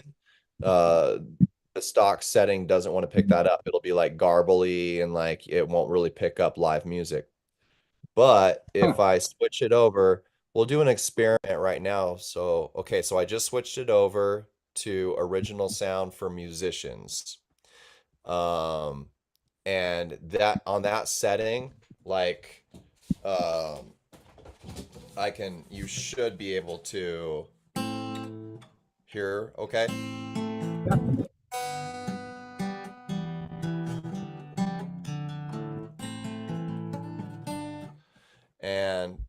But am I still coming through like talking? Yeah, But yeah, you can hear. yeah. I can hear them both. Is it like pretty clear? Yeah, All right, cool. that's neat. Okay, so Yeah, we so can do our own thing on here. Why don't we come on here? Remember how we were going to do we were doing the games? Look, I'm right. getting all up on the camera. Remember how we were doing the game? Why don't we do our own version and name that tune? Right? That'd be Oh. cool. And we'd be able to have some fun. We'd be able to play the guitar, mess around, and we could see if the guest could name the tune. You know? I like it. I like it. I like it. Yeah, Heck let's yeah. do it. I could play that all night for sure. Hell yeah. I know. Hey, then we'll really be chasing the Aussie Arm Wrestlers 24-hour show at that point. Did you know what that one was that I was just doing right there? Can you name the No, I don't. wait. Ah.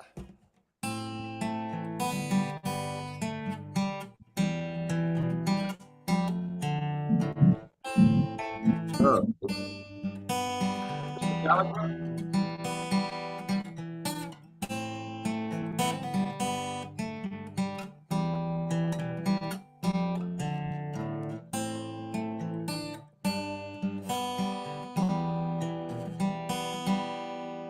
No? I don't know. What is it? That was To Live is to Die, I believe, from And Justice for All. Oh yeah, well, I knew it It's was. Yes, I said just Metallica. I knew it was Metallica. I just didn't know the song, but I just a knew it sounded breakdown familiar. towards the end, but yeah.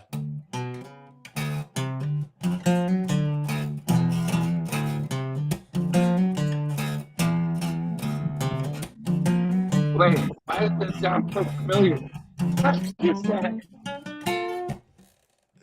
Ed was just talking about it. Oh gosh.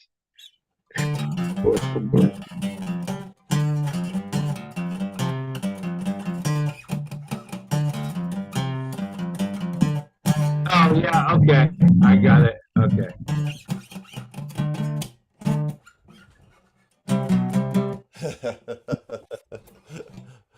That's Tom Morello. Yeah, yeah, yeah. Killing in the name of, and I think the other one was freedom. All That's right. tight. Yeah, man, we'll do it. It's been fun, Kane. I appreciate you you know, staying on here and letting me and you just talk back and forth about random stuff. This is so cool. It shows that we don't really need a topic to talk about. We can just get on here and just run with it. We'll come up with stuff as we go. And thank you to the chat for, helping us and, going along, giving us more music to talk about. It's fun. Really cool. Absolutely. Heck Yeah. yeah. Yeah, yeah. Thank you everybody for tuning in. Yeah, thank you, Josh. All right, we shall do this again.